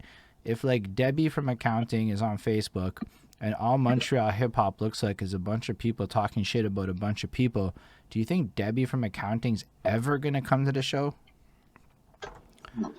But like, if it's just all love, Debbie might be like down. You know, like, it's just fiscally, it seems like a smarter choice. So I don't know. Like, I just The kind of where scene I'm is at with so it now. the scene is so small out here too. What I mean by the scene is so small is like like there's people that like who like I would look at as part of the scene who like are like they go to like for example Jeff is performing. Jeff always comes with Joe and Bob. You know what I mean? Bob doesn't rap, but he's at every one of his friend Jeff's shows. He's part of the scene, right? There's not a lot of people, bro. When people come to shows, they're supporting their friend Jacob, and they don't go to any other shows. They're not interested in any other opener. They pat their friend on the back, they buy him a drink, and then you know what I'm trying to say? Like, there's not people that are in the scene like, oh yeah, like you meet everybody so fast, and like there you do continue to meet people, but like it's such a small pond of people to meet, man. Even it's such a big city. Like English is so small, man. The Yo, English population is so not check, population. let's talk numbers for The interest. the interest is not there, but the population is there, and that's not something I never thought about till mad recent. I got like into local politics, and I live in NDG, right? So NDG, Cotonej, and then actually LaSalle would be the other option. So collectively between our two boroughs, that's like, I think you're in LaSalle. I mean, you might not be. I don't know. Let's say the LaSalle area was next by. I just think. Sorry. Fair. So it's like between our two boroughs, it's like 350,000 people or so, which is bigger than most places with popping music scenes. So there's a population, and there's like opportunity, and I never thought about it like that. But like, how do you just tap into a percentage of that? If we can get any kind of percentage of local interest, man. And then so we did this thing where we rapped at fucking Cosmos last Sunday or 2 Sundays ago, like the breakfast joint on Sherbrooke. And all we just did was not swear. That was the only real condition. And we just did our tracks. And yo, the grandmas was down, bro. I'd never seen this before. The grandmas would be walking by giving you like approving head nods and shit. And I'm like, say a fucking word, bro. So I'm like, that's why I'm on this park grind now. We're literally renting an amp from this fucking place that you plug a mic in. It's got Bluetooth for the beats, and you're good to go because it's battery powered. So you can run it to like any park in the city and just start doing bootleg shows in the park. Cause like, But you know what? I remember shooting videos. Let's say, for example, I remember shooting a video at Montreal Metro, inside the Metro, like people just walk by, loads of people from Metros, and they're just looking at you. Filmed at Lino Gruder, just looking at you. You know, it's just a good feeling to be just to be looked at. You know, just to be like acknowledged. Like you know, like especially right now, bro. Like right now, like no one's going. It's starting up now, obviously, but like for the longest time with COVID, bro, performance has been on pause, bro. it's just Bro, been like like I used to that. get love. What I'm getting at is I used to get love every week, bro. When I grow my kids and people are recognizing me twice in one day, two different people, two different neighborhoods. Like I'm like it feels good. Like you know, I'm not gonna act like I get recognized every day. I get recognized like a bunch of times in my life, you know, like and like it just feels good to interact with people. It feels good to be appreciated for what you do. And like man, it's been on pause, man. I like people used to go out to bars, limos, parties, studios, and everything was on pause for so long. So I would have did the same thing, man. That sounds like cool. That sounds like news. Like you said, get the amp, line it all up, and just make something out of nothing. You know, why Yo, not? yo, bro, on the reels, that amp shit, $42 a month, plus tax or whatever. I'm like, say word, 40 $42. to get the amp thing. That's how cheap it is to rent it from these fucking people. And like for me, I already got the performing mic, so you just need that. And I'm like, say a word. That is a very affordable way to throw a bootleg. Yo, to be fair though, this looks like relatively new tech. It looks like, oh, you guys don't want mixers and complicated setups? Let's simplify it so you can go rap in the park with a battery powered amp. And I'm like, wow. So I went to this comedy show that the comics started this shit. So shout out to the NDG Comics, the Zach Kick guy. And they did a show, and we're there, and they were playing beats. And then he's talking over the beats. And I'm like, what the fuck? He's playing beats and he's talking over it. That sounds like exactly what the fuck set up. You don't even need 2 mics. You can be bootleg with 1 mic on this shit. I don't have a second mic right now. But like, that's it. We're going to run it 1 mic. And we're going to do like our first real test run proper because Meyer Clarity is supposed to be in town. So like this Sunday at 6 to 10 at Girard Park, we want to run it. Like, see what the fuck happens. You know, like, and then, but then we run it over and over again. Right? Like, because it's a park. And even if nobody comes to your fucking park show, you film it. I'm going to go live every single time.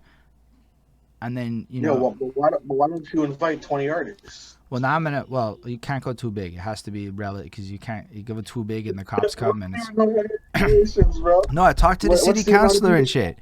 So it's not like a real amount of people. It's about it's the level of rowdiness. So let's say if you get like 100 people there, and everybody behaves. Because, I was just at a birthday party at Girard Park where it was like 50, 75 people drinking, smoking with kids around and shit. So I'm like, okay. And it was right next to the kids' park. And now it wasn't my party, but I just happened to be there. So evidently the adults is like a little more tolerant than they were prior to COVID. But then I'm like, okay, so as long as we don't swear, that is the only really big thing. Because if y'all like busting. Right. That's the only thing that, because I talked to the politician dude, and he's like, yeah, not swearing is going to do a lot to help you with the community. Because it's now about the community. So if you become known as like a positive force of hip hop in the community, and you do like blessed shows and shit like that, and it gives people something to do on a Sunday for like 4 hours to just come by, and then they're gonna want to keep letting you. But then I feel like we go to the venues after. And now all these people who got used to seeing you got to now come to the show. That's my moves. I don't know a better way to do it. But the main benefit to me is, and then you guys are by the waters and you have so many places in LaSalle to replicate the model, right? Then you run it there. Right. We run it here. We do crossovers, blue, blap. And we start. And then the next people are trying to get meticulous to run this shit in the West. I'm like, so we just kind of to me, that's how we do it. And then people see us all over as Anglo artists just being dope in our various places so that people can walk by and just like see it. And then like grandmas and shit will give approving head nods or not. Some of them did not give, some of them gave me, but it was like 75% positive. Cause we did this thing. We started freestyling. So I'm like rapping at people in cars and shit. Rapping at people walking by, like, what's up, grandma, walking by, you looking and she's giving me like either the approving head nod or this crowd, this scrunched up face. But like, I don't know, I'm mad optimistic about it because I think like if we make it really like that, then like the people of NDG or wherever you're at can like see you doing it, and it's not like I'm actually inspired by Facebook groups. Because Facebook groups don't work no more the way they used to. So it's kind of like, imagine this as like being a constant post in a Facebook group, but in real life. And then instead of like Facebook people, you're trying to get real life people to pay attention. Yeah, that's kind of like where I'm at. I just get excited. We just bro, I came up with the idea. Like we ran it like it was like 4 days ago to like now kind of total plan. But, fucking, who's your favorite artist? I'm curious. Like right now, not your favorite artist. I'm not gonna ask you that. Like who did you listen to today? I didn't actually. Oh, that's not true. I listened to this dude whose name I can't remember. I know his Facebook name, so I don't want to put it out. But this guy, whatever, sent me his track. And I listened to CY. Honestly, here's what happened to me. I listen to a lot less music than I used to because I listen to music for every single interview like that. So it's like the day of almost becomes the artist of. So favorites get weirder, but I can say that I like listening to Cool Man Logan more than I like listening to a lot of other people. Honestly, I can say that I listen to more Montreal hip hop than I listen to pop hip hop at this point because I'm more invested in the sound of our city I made this giant playlist and I just started listening to a lot. So favorites is hard. I know I fucks with Serenity a lot. Like she's definitely one of my favorites in the city. I seen her live. I heard her music is beautiful. I say Flipstar makes some of the best albums the city has seen. From like an album composition point of view, like Flipstar is fantastic at what he does. So like these people I'll Yeah, that's really fucks with as like artists and stuff. But like honestly, there's even the young ones that are coming through. Like this guy Drew from NSL Collective, because that's his fucking Drew from NSL Collective, because they have a collective. Anyway, put together this project of like 17 young Montreal people that none of us have really heard of because they're all on the West Island and they're all fucking young. And I started tapping into the young people game. So this Talia girl is fucking incredible. She's the one doing the podcast with Tech Luciano. But I've been on her for like a minute from like her music because I heard it and I'm like, oh, say words, you got something. You could be like something. And then this kid Hoshe. So it's like him. He's like, fuck me, man. You know when you hear a rapper that's like, no, I'm never going to be a star because he's just everything I could do but younger and more ambitious because he's 20. And he's just honestly like bar for bar could owe me in like any real contest because he's just been putting in work as long as I have because he was just 12 when he started. And I'm like, oh, say word. that's a good age, bro. I didn't like start like that. I only took it seriously way later in life. So it's like I'm starting to meet people all over. And then I got into some like fucking mumble raps as they would call it because I don't really think it's mumbling. I got into all the kinds of stuff I used to hate on too, right? So like I'm listening to everything. Like I'm with like Chrome. Drake is one of the best out there in terms of pop artists right now. I can't help it. I think he's like one of my favorite bars. I got fake friends showing fake love to me. Drake's Drake is Drake was my favorite artist for a good 3 years straight. Like maybe like 5 years ago. But even like the work has continued. Don't get me wrong. It's just like I was a super fan like 5 years ago. Like when he did the whole like miss me a little when I'm gone, like all them times, like with the Lil Wayne and all that. Like yeah. I really like Drake back then. He was killing it. I got into him a bit later. That double album impressed the shit out of me. Misery does some of the best hooks I've ever heard. Not just in the city. Just that guy's hook game is literally like Yeah, he's nice. the precision in his flow, the subtleties in what he does. I even like there's one of these tracks you have with him where he's young and he's spitting some shit and I'm like, yo, there's like nothing on his voice. That's just raw fucking vocals and it's like younger and shit. And it's like I was like, okay. He's definitely one of the dudes that I think has some of the best ability to put together a song. Like in terms of like putting together a song. He really he really when he writes on top of his like ability, like you said, to put the whole song together.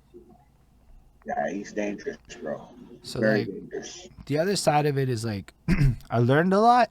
So like Texas has a new connotation in my life of what it like fully kind of implies. A lot of things that didn't exist in my life. So like I'm like running into the music scene from an ignorant perspective too, because like there's allegedly more than one side of Montreal, which I was not fully aware of being in the side of Montreal I come from. So like at first I approached a lot of that kind of life with a little more judgment than I should have, and then I had to like pull it back and understand that a lot of people's experiences don't match mine, and then just listen to it at like its musical merit, you know, like what is the song like, is it a good track, you know, like who am I to like talk about the content of a man's bars like that? Like who the fuck am I really? I'm not an album reviewer no more. I'm an interviewer guy. Like I had to like, you know, like evolve my person into like a completely different dude. So it was like I was listening to him today and I'm like, yo, this guy is like precise. Like precise. And it's really impressive. Bro, he's really and he's young, man. He has nothing but time to grow too. I think Mike Shab is one to watch. Absolutely one of my favorites, to be honest. I fucks with every time I see Mike Shab drop, I'm like fucking clicking almost right away, to be honest with you. And yeah, I don't know. I don't know. I like his song. I don't. I think that I like lyricism, right? Like I like Jadakiss, Styles P. I like all that, right? So like there's guys like in Montreal like that like there's guys that are making a nice very big name for themselves off sound, right? Which is great. That's the new wave. Why would you not take advantage if you could do that, right? Pull it off, right? Salute to everybody grinding.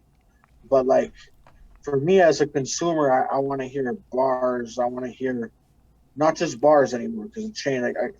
Like there's guys like you know who King K is King KLV.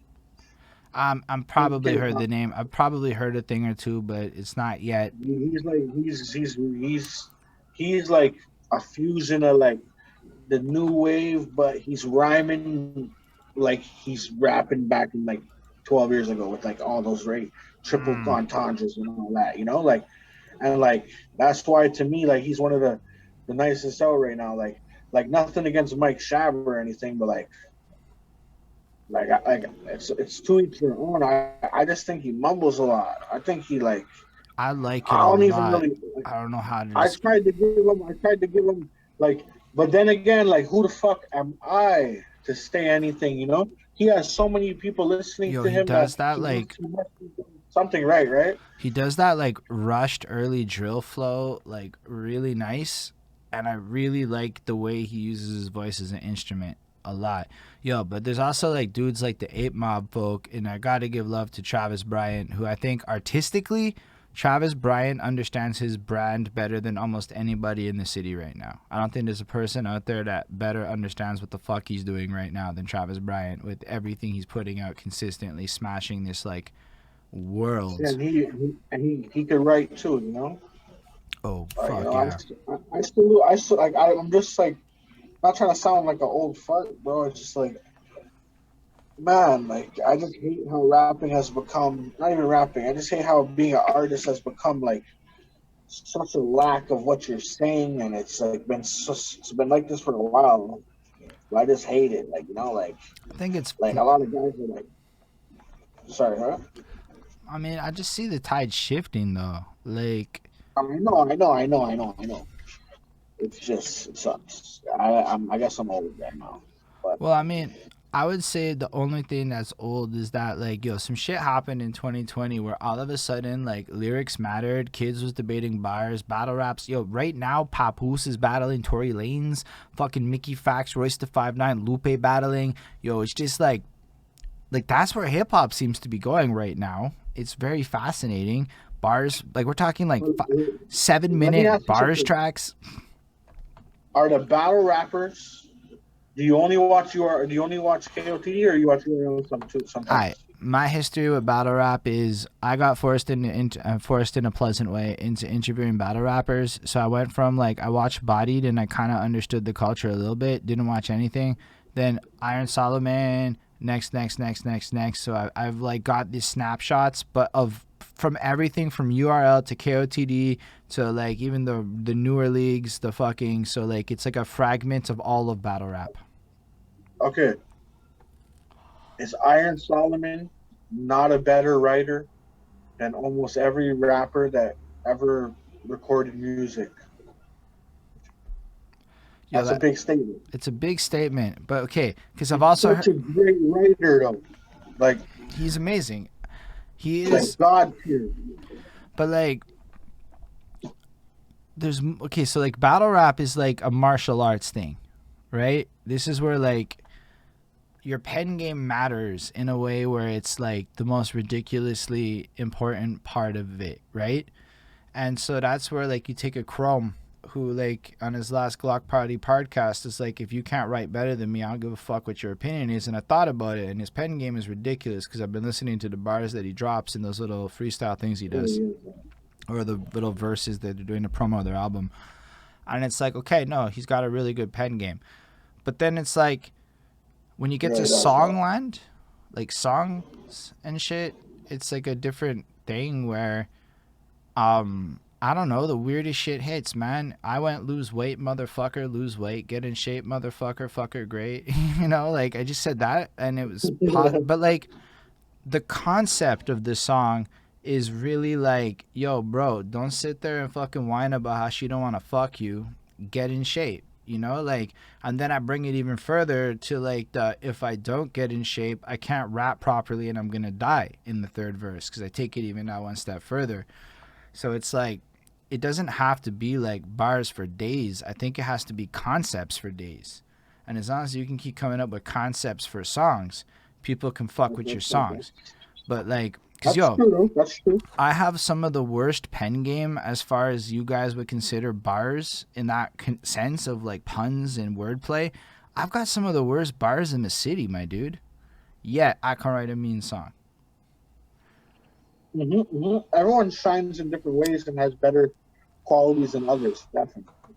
Like, I couldn't battle rap. I realized that. I'm like, I don't know that I have the patience to write the layered Maltese, and like, I just never developed that skill set. And I admire it so much. So it's like, as a spectator, and the great writing's there. But then when you get to songs, it's like, bro, you're going against the world. Every song I've ever heard in my head. Whereas in battle rap, it's more like the moment. And so it becomes more like a martial artist in a bout. I see exactly what you're saying, bro, for sure. And I guess that's where I'm at with that shit. Like, I ain't never gonna try to be the best pen game in Montreal. Like, it's never gonna happen. But I could maybe get fans, and that's all I care about. You know, just finding people to fuck with the wave we're on. Literally, though, I started calling my shit the alt Southwest, because y'all are the Southwest, and we're in the Southwest, and we're the other dudes in the Southwest. So I'm like, yo, let's double down on that. We're the alt Southwest, because I'm as alternative to that other vibe as you can get. Sure.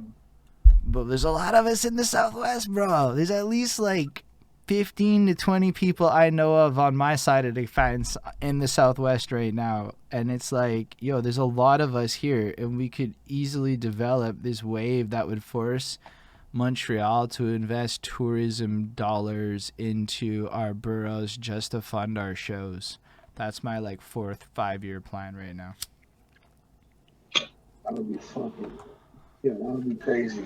It's not going to be simple. Basically, we all have to go play nice together in public. We can say whatever in private. We all got to be nice in public. That's the basic one thing I can say, is that we all have to like do. We did get a question that I missed. I don't know when it came in. Who would be one of your favorite rappers or artists in general before the 2000 era? Before the 2000 era? Yeah.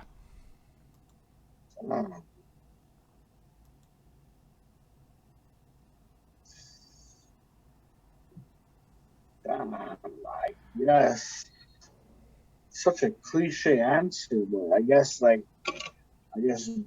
Biggie or Pac, one or the other. It's a fair answer. Pick your poison, I guess. Yeah. I like that like Tupac has a little bit more to look at than Biggie, but they're just both so legendary and both so in that time, you know.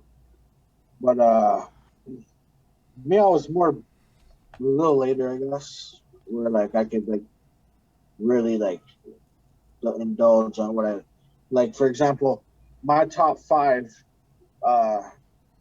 albums. If you say albums, right? Like what would I go? Like what do I remember? Like this? Like I have a few answers. Like you know, like it's like I remember. So I'll go like you say. Remember when G Unit they put out fucking Young Buck, Welcome to Cashville. Lloyd Banks, Hunger for More. The Game, the documentary. Everyone had a nice album. 50, The Massacre. Everyone had a powerful album with a proper push, etc. Like, so like, I liked a lot of different albums. Maybe like I would put The Game, the documentary as one. Thug Motivation 101 by Young Jeezy. What the Game's Been Missing by Joel Santana. Those 3, man. I listened to those a lot as a teenager. Bro, that's so different. I had like Nelly and Eminem. Eminem as well, though. Don't get me wrong. Eminem as well. All of it.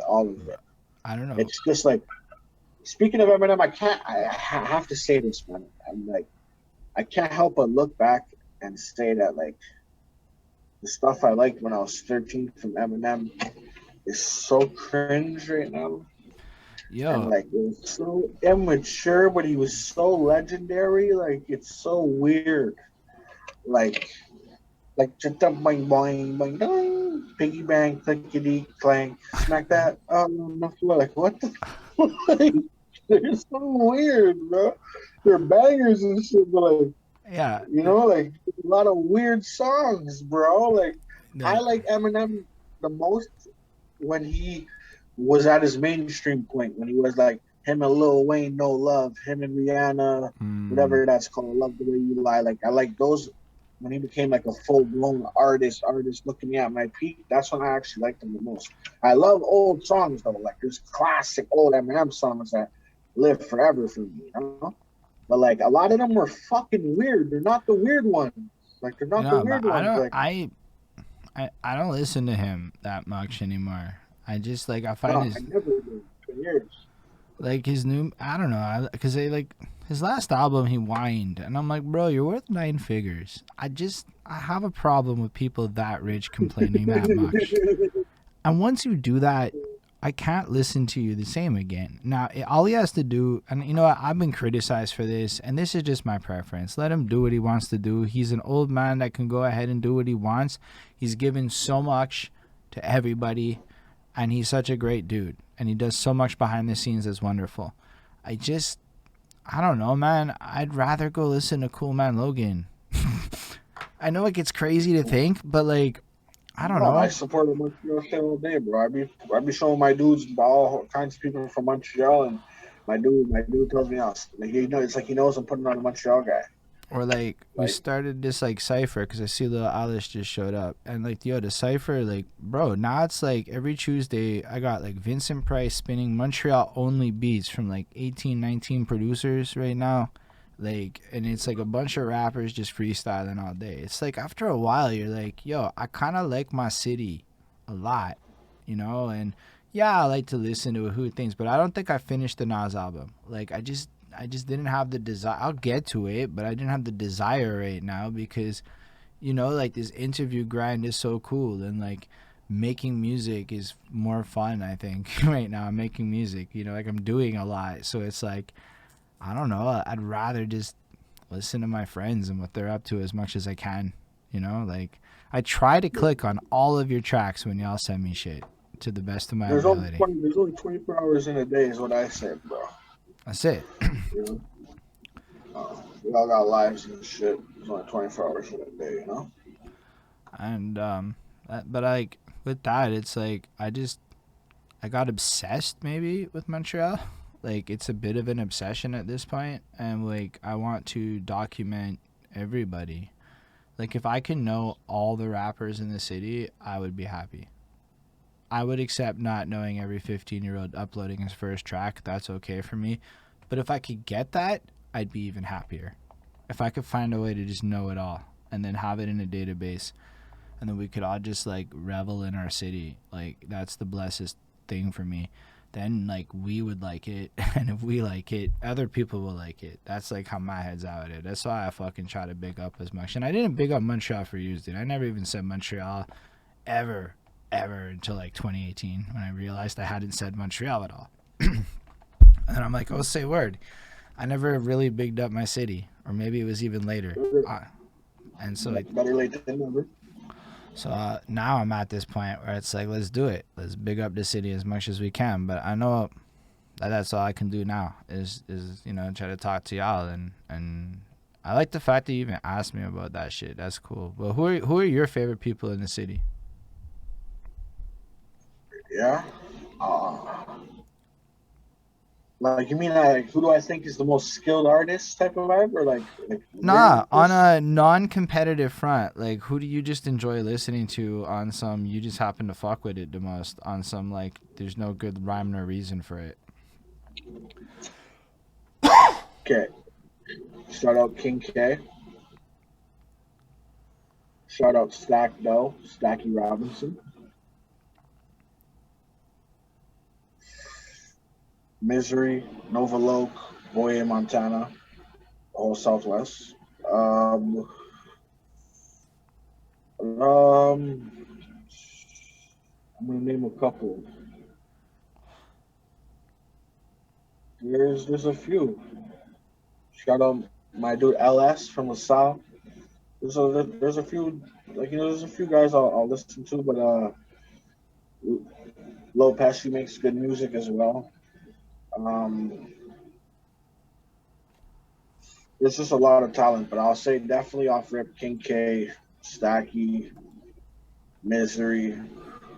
I told Chrome forever, man, if he should make more music because like the writing patterns are so crazy that like he would do some real damage. I think if he maybe put more time on it, I think possibly. he is though.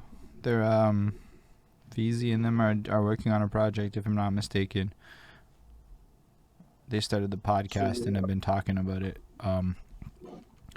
Yo, I just want to give love to Deuce God. I can't forget Deuce God because otherwise I'd be really like sad after if I didn't bring up his name amongst all the others. Because that I know he's like South Shore, but I think his personality might be my favorite personality I've encountered in the whole local scene.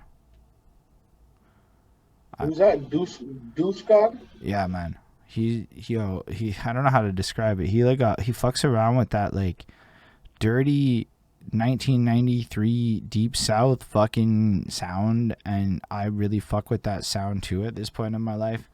And I find his music to be this grimy punk aesthetic that like is just fun. It feels like you're at a party when you listen to a Deuce God vibe. He's done shit with Vincent Price, which I thought was really cool too. And like in general, like I just love his energy. I like his music. He does the South Shore a lot of love. Like he's just so about the culture, and I think we need more Deuce Gods. Like I would say, like people should bring up Deuce God's names more for the amount that he tries to put on for like everybody that he knows. He just tries to put on for fucking everybody. Like Let me give you another one, bro. The top three engineers: ooh, Sky Beats, Cali, Buds. Make way. yeah, Those that's three cannot go wrong. Sky Beats, Cali, Make way.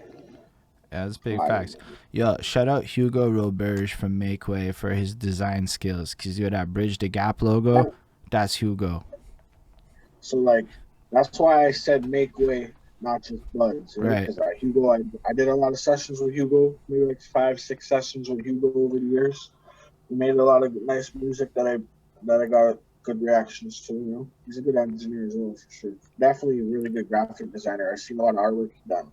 Yo, I He's just really good. had to shout him out. Like that logo, one of the best things I ever got in my life. Like it's like you know what? Sometimes you get a logo and you look at it years later and you're like, Yeah, I don't get feel one that from way. him, and you're not gonna question it years later. It's professional work forever.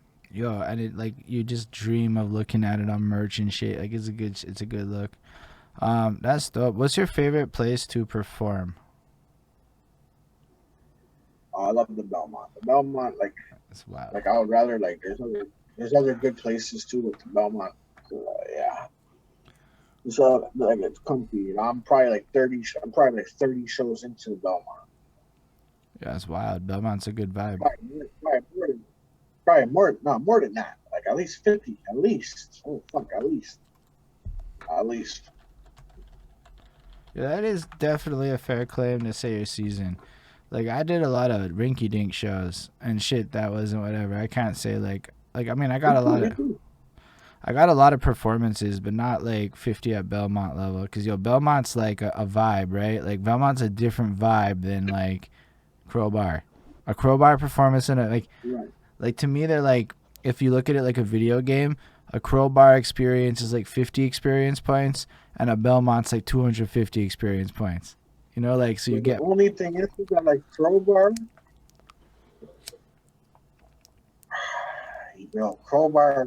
can get really litty, bro.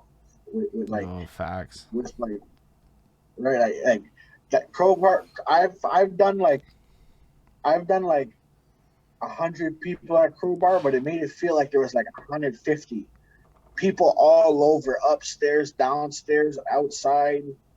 30 people outside. The venue still packed. Like, I like that spot. That spot in Blue Dog over the years, like they gave opportunities to a lot of rap shows, like for real. I've literally never been to Blue Dog. I mean, it's just worked out that there was never a time that there was a Blue Dog show with somebody I knew that I was able to go, and I just never went one time, which is probably wild to think about. But, yo, did you ever do any of the super underground shit like a Death House? Bro, That shit was, where's it? dude, it was like, fuck me, near Place Saint-Henri, but like deep near the train tracks and like the Fatale Lofts. It's at the Fatale Lofts. And so like you would go by the train tracks, and all I can say, bro, is it would be like 70 people there making it feel like 100, but you could smoke weed inside and nobody left the room. It's like the spot with the pool table on the second floor. Not I don't even think so. I don't know. I don't think there was. I don't remember that pool table. This was like a grimy little fucking punk venue fucking place that I ended up rapping at. I shot my video there with me and Misery, the cold video. I shot it right there actually. And I like that. Like those spots right there, you won't even think what's hidden those little spots, those little. Yo, but people remember you from that. Yo, I was at the park and this girl's like, yeah, no, I met you at that show and I watched you rap and shit and we drank, and I'm like, cool. Like people remember the little ones, and I'm like I don't know, man, because like I'm into that shit. My favorite shows were places where I could go and like honestly smoke weed inside. Those were always the best experience I had, whether it was raves in those abandoned like fucking warehouses or like private party events where like you could just burn inside or whatever and there was a mic. Anything like that was to me, because nobody goes outside to smoke a joint. At least you don't want to. like that. That's why, like, fuck, man. That's why, like, certain shows, like one, like, fuck, they like, depending which venue and shit, like, I think it was fuck, where was it? It was we opened for Demrick on a 420 show. It was at Fun Electric, and like, if you go upstairs, there's like a green room. We were fucking lighting up. There was like 20 people in like 20 different joints going around in that little ass fucking room, bro. Like, it felt good to not have to like go outside to smoke or have to go through the bracelet process to go all the way downstairs, Yeah, man. You always want to smoke. It makes everything better, man. It makes the whole show better. Like, it's honestly the only real benefit to like a Place Belle, because at a certain point in the night you can light your joint up in the middle of the floor, at least. I don't know about seats. I've never gotten seats at a venue like that, but like, yeah, no, I realized that everybody I know smokes pot, and everybody I know finishes their set and walks outside, and myself included, and we all just go outside and smoke a joint the second we're done our sets. And then like, yo, what's up, Skin Deep? Yo, congrats, Skin Deep. But like, on the real, it's like, so for me, it's like, yo, I want either we're in a park where I know motherfuckers can light up their joints, or we in some loft where it's private, and the second you put the word private, motherfuckers can light up their joints. And I know that's not appealing to the world, but like, yo, everybody that comes and performs is smoking pot and going outside after anyway. So like, we have a little issue that I don't think we can fix that easily. So we have to, in software land, you would socially engineer a solution when facing a behavioral issue like this. So I don't think I can get people to not go outside and smoke weed. So I need to make sure they can smoke weed inside. Or outside. I'm okay with that too. Yeah. But so yeah, with it opening up though, do you have like any plans in the near future to get back into promoting or anything in that effect? Yeah, I would do a show. I wouldn't do it on a regular basis. I would do a show every like 6 months or like twice a year, or like 3 times a year or something, and like make you like more anticipated than if it was like in every 3 weeks, or if you don't come to this one, you're gonna have to wait total like 8 months before you get to see anything else. So like a lot of people are gonna come and pull up. Do you think that the promoters in the city have to work together better?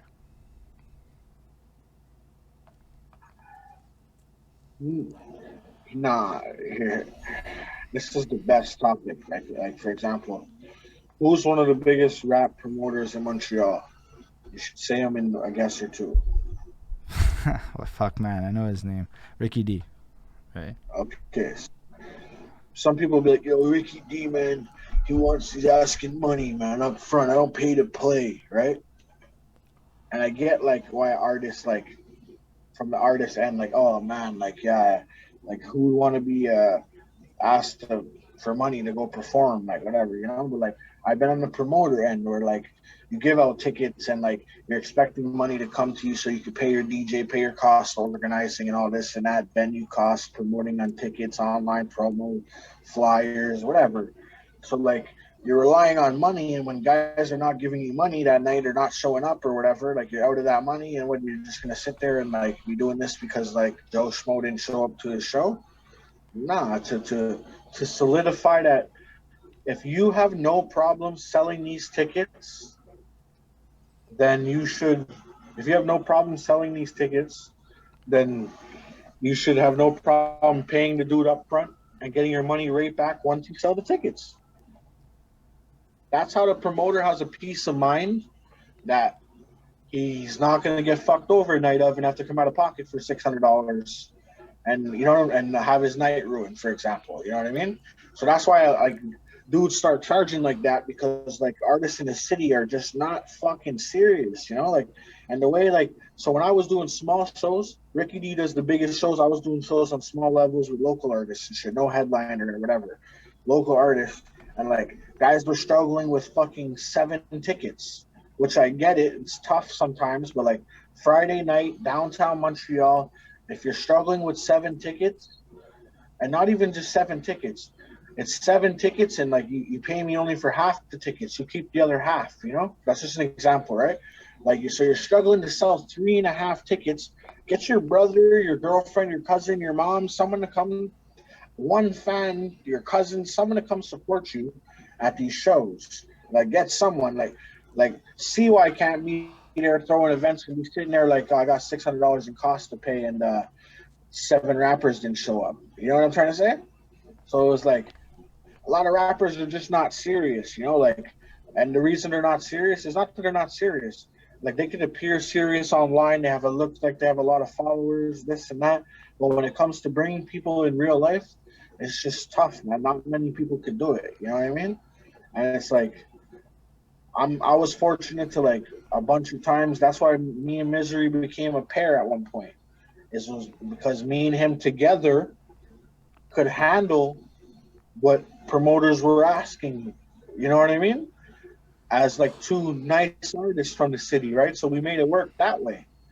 So like, it's a lot of artists, they just can't, like they can be serious, but they just don't have the capability or anybody around them that's gonna cough up $35 for a fucking riff-raff ticket. You know what I mean? In hindsight, I'd go to a Riff Raff show for $35. That sounds like a pretty good time. I opened for riff-raff too in Windsor. It was nice. But like, It was very nice. like I know for a fact that at a certain point in my career, I couldn't have sold those tickets. But if I'm being like mad honest with myself today and now, I also didn't do anything to help myself sell tickets. Like, I put a lot of blame on a lot of things that were not myself, like, but at the same time, I didn't go to shows, right? That was something, I get what you're saying. like So Urban you know what I used to do Logic's. as a trick? As a trick, give people a gift. At one point, before I was getting my name up, tickets were 20. I was telling dudes, like I would keep 5. I would have to give it back 15. I would tell dudes, yo, pay 15, not 20. And I would tell even close friends, yo, I'll lose a 5. Give me 10, not 15. Just so the money flows and I can keep the relationship with the promoter. And then he knows when he books me, I get the job done. You know what I'm trying to say though, or no? I hear you, and Like, I mean, like it's like, tough, man. It's tough. So like, I see both ends. I see why they're trying to but get like, money up front. It's a business, this and that. Then I see why artists like can't move them as well. Some people, it's tough, man. Some people that in Montreal, there's not a lot of people like that are like, here, man, I'm willing to throw you 25 and come out all night, man. Like, there's but there's just not also that like many not people. a lot of people, in my opinion, up until very recently, because very recently my attitude has shifted heavily because I see a lot of things bubbling that has me super excited. But I would say in the past, a lot of us also didn't do anything to fix the problem, with few exceptions. So, like, people can say what they want about a CY, but you really did throw a lot of shows. And now that I'm in the position I'm in, trying to make things happen, I'm going, oh, say a word. This is actually really hard. And getting people to care is really fucking hard. And to maintain that for years and years and years, that's impressive. I'm not going to lie. I get why people feel how they feel a little bit more as time goes on. I mean, I believe that like we all just have to go small scale with this shit because like mitigate costs, and I'm really okay going bootleg. I'm not fancy at all, but like I also I also just think a lot of us have the same goal now of like trying to attract a general audience to our moves, and we should probably talk to the French players more and not be so separate with them. I don't know about you, but do you like fuck with the French scene a lot? Yeah, my dude, he's one of the biggest French artists, and he's inside right now. But yeah, free DOA, and yeah, I fuck with a lot of French guys. They're really, I can't say like I know what they're saying, but like it's my dude. I would support him if he was speaking Spanish, or whatever. So yeah, I fuck with a couple French guys. It's just like the fans here, like there's so many like small towns throughout Quebec, for example, right? And like they're all fucking with all these French songs, man. Like huge, like all these artists are like big, like so huge in Quebec on comparison to like I don't know if this is a good comparison. I didn't listen to Mad Child for a long time, but he's Canadian. Like Mad Child, like he's a bigger he's one of the bigger Canadian artists. Like, would you say Mad Child is more popular than what's the guy? Enema? Yeah, but because of like Mad Child is somebody people in the states have like absolutely heard of. Right. They're more familiar like on a global scale. But like the numbers are like not even close, right? And it's just like because of how strong Quebec's fan base for the French rap is, bro, it's insane. But to be fair, I don't know that Mad Child's solo career is the same thing as Mad Child in a general statement. If Right, I get more right, specific, right, because right, Swollen Members be lady, right, right, I right, I right. know no I'm not the hugest fan of Mad Child as a solo act. That's my opinion. Y'all can like him if you do. But with Swollen Members, I fucks with the vibe up until like it wasn't that fun no more. But I would argue It that was you nice, may be able to nice to have claim with that in a current era that it's possible Enema is more popular just because Quebec's ecosystem slash France slash whatever other French countries plus whatever English does care over. Maybe it is that Enema is more popular. I couldn't answer that right now. The more I think about it. it's just it's insane, bro. Like there's a lot of it's not just Enema. There's like a good like 20 like popular French guys like Tizo, Soldier, uh, White B, Izzy S. Like, there's a lot. Like, and they're getting like million views and shit. Like, Anima has 3, 4, 5 mil. Like, like big numbers. It's huge. It's insane. And then it's like the reason I'm saying this is like it's so small in Montreal. It's so small on the English side. Like it's just such a gap, bro. Like it's a mind blowing gap, literally. I just think focusing on the numbers has been an issue because, like, end of the day, if we thought about it less, if we shifted from views and spins to Yo, like take it, 350,000 people between LaSalle and NDG. How do we get 2,000 people to give a shit enough to come on a regular basis to give us money? That feels like a more attainable goal that gives a lot more people bread. You know what I mean? Like, if we shift the thinking, it becomes like easier to hit these targets where we can like actually work together to create that vibe. No, I know, I get that, but for me, I look at it like so differently. I look at it like what these guys are trying to sell, the people out here want. Like running to a desert where people haven't drank for a long time with water. They want that water. Like, yeah, these guys.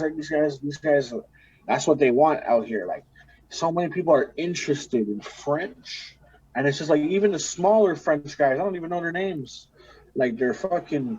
They're they're like amount of eyes on them is like what it takes to get 1,000 views and shit in Montreal is fucking like it's not as easy as people think it is. Again, that's really hard, guy. That's true. It takes a lot of sharing. Like, and these guys are doing like the small ones are doing like fucking 50K and shit. Like, like that's small. Like, and that's like if I don't even know if there's an English guy with a 50K video this year. I really don't Uh, think there is. Maybe Nate Husser. Maybe, yeah. Because It Nate would be Husser's him. doing like I numbers on wouldn't be his last surprised track. if Mike Shab. See, Nate Hustler had like one or two over 100K, 120K, 140, whatever, 180, whatever it is. That's big, man. For Englishman, when he did those numbers, I felt it in the city for that guy. Like, he was buzzing in the city. People were sharing everywhere. People were storying that guy left and right. Like, that guy was driving around. People are playing it. Like, like that guy was making noise. And in reality, like, that was like one of the like Montreal hasn't really had an English hit for quite some time. Like it's there's not really many songs that do much numbers. Like Crazy K, my dude Crazy K. Shout out to Crazy K. He did a feature with Onyx. They did like 100K. That's great because no one's even doing a 5K back when he did 120K. But in reality, bro, like he like had an Onyx feature and he only did 100K in the bigger scale of things. Like it's tough, man. Montreal's a fucking tough city, bro. For real. But yo, I was like, I saw something on TikTok. I know just how it started, but I saw this guy that wasn't from Montreal doing a best Montreal review list, and I said, "Say fucking word, if you want to talk about reviews matter." Nate Husser, Mike Shab, and it was a bunch of English dudes. Actually, he found all the most views on the English guys and made a list out of it. And I thought that was so nifty that this random dude from wherever the fuck he is on TikTok doing reviews that take 2 minutes, which blows my mind because mine takes so long. And he's just talking about Montreal like that, and I'm like, well, I mean, that's very encouraging. And then like, yo, Nate Hus was just in LA and shit, popping down there, and then he comes back to Montreal, sets up a basketball game in the community. That's on the 21st, I believe. And they're doing a whole tournament with a dodgeball game, and it's like that kind of shit, right? Like, where to me it's like the community oriented stuff that now like grandmas and shit are going, maybe this is cool or whatever, and like it creates like a more organic local buzz, which is way less internet, but then leads to people you've Right. never heard of sharing your shit. Right. I Right. think that's Yeah. the side where it's It's nicely put. And I like would say, like from what I see, he like the ones that are more on like a community vibe, like this my hood type shit. I'm from this area right here. They tend to have the most push. Like King K, he's got the whole Saint Laurent behind him. K Goon, whole Burgundy. I see Nate Hunter's doing his thing. Little Burgundy, like a lot of people are supporting. Like, like it's good to have your hood behind you for sure. so I feel like the problem with NDG is it got gentrified, and that changed everything for NDG. I mean, that's the facts of it. The demos are what they are now. So it's a really blended, not what it used to be neighborhood. But that means there's still room. But it's really English.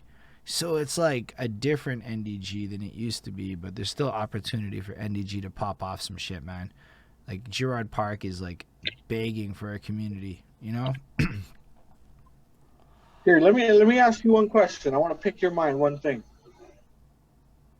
Who would you say over your years of watching, then you didn't like it anymore, then you started coming back around, whatever it is, in your words? Who would you say are the top five in your eyes artists from Montreal, rap artists? Not artists, battle. It can be anybody. Like Cool Man Logan does battle raps, and he does like it could be Yeah, I would anything. You say know? Cool Man Logan is definitely one of the top guys on the English scene. I believe that if Cool Man Logan were to do a set, and I'm gonna base this on ticket sales, right? Because nothing else is important to me. The rest of it's a little more fluffy. But I'm convinced Cool Man Logan could pull 50, 100 people by himself to a show if he really put his heart into it on some like marketed it correctly. He's got that fan base set up. He's I've ready to seen him go. in person.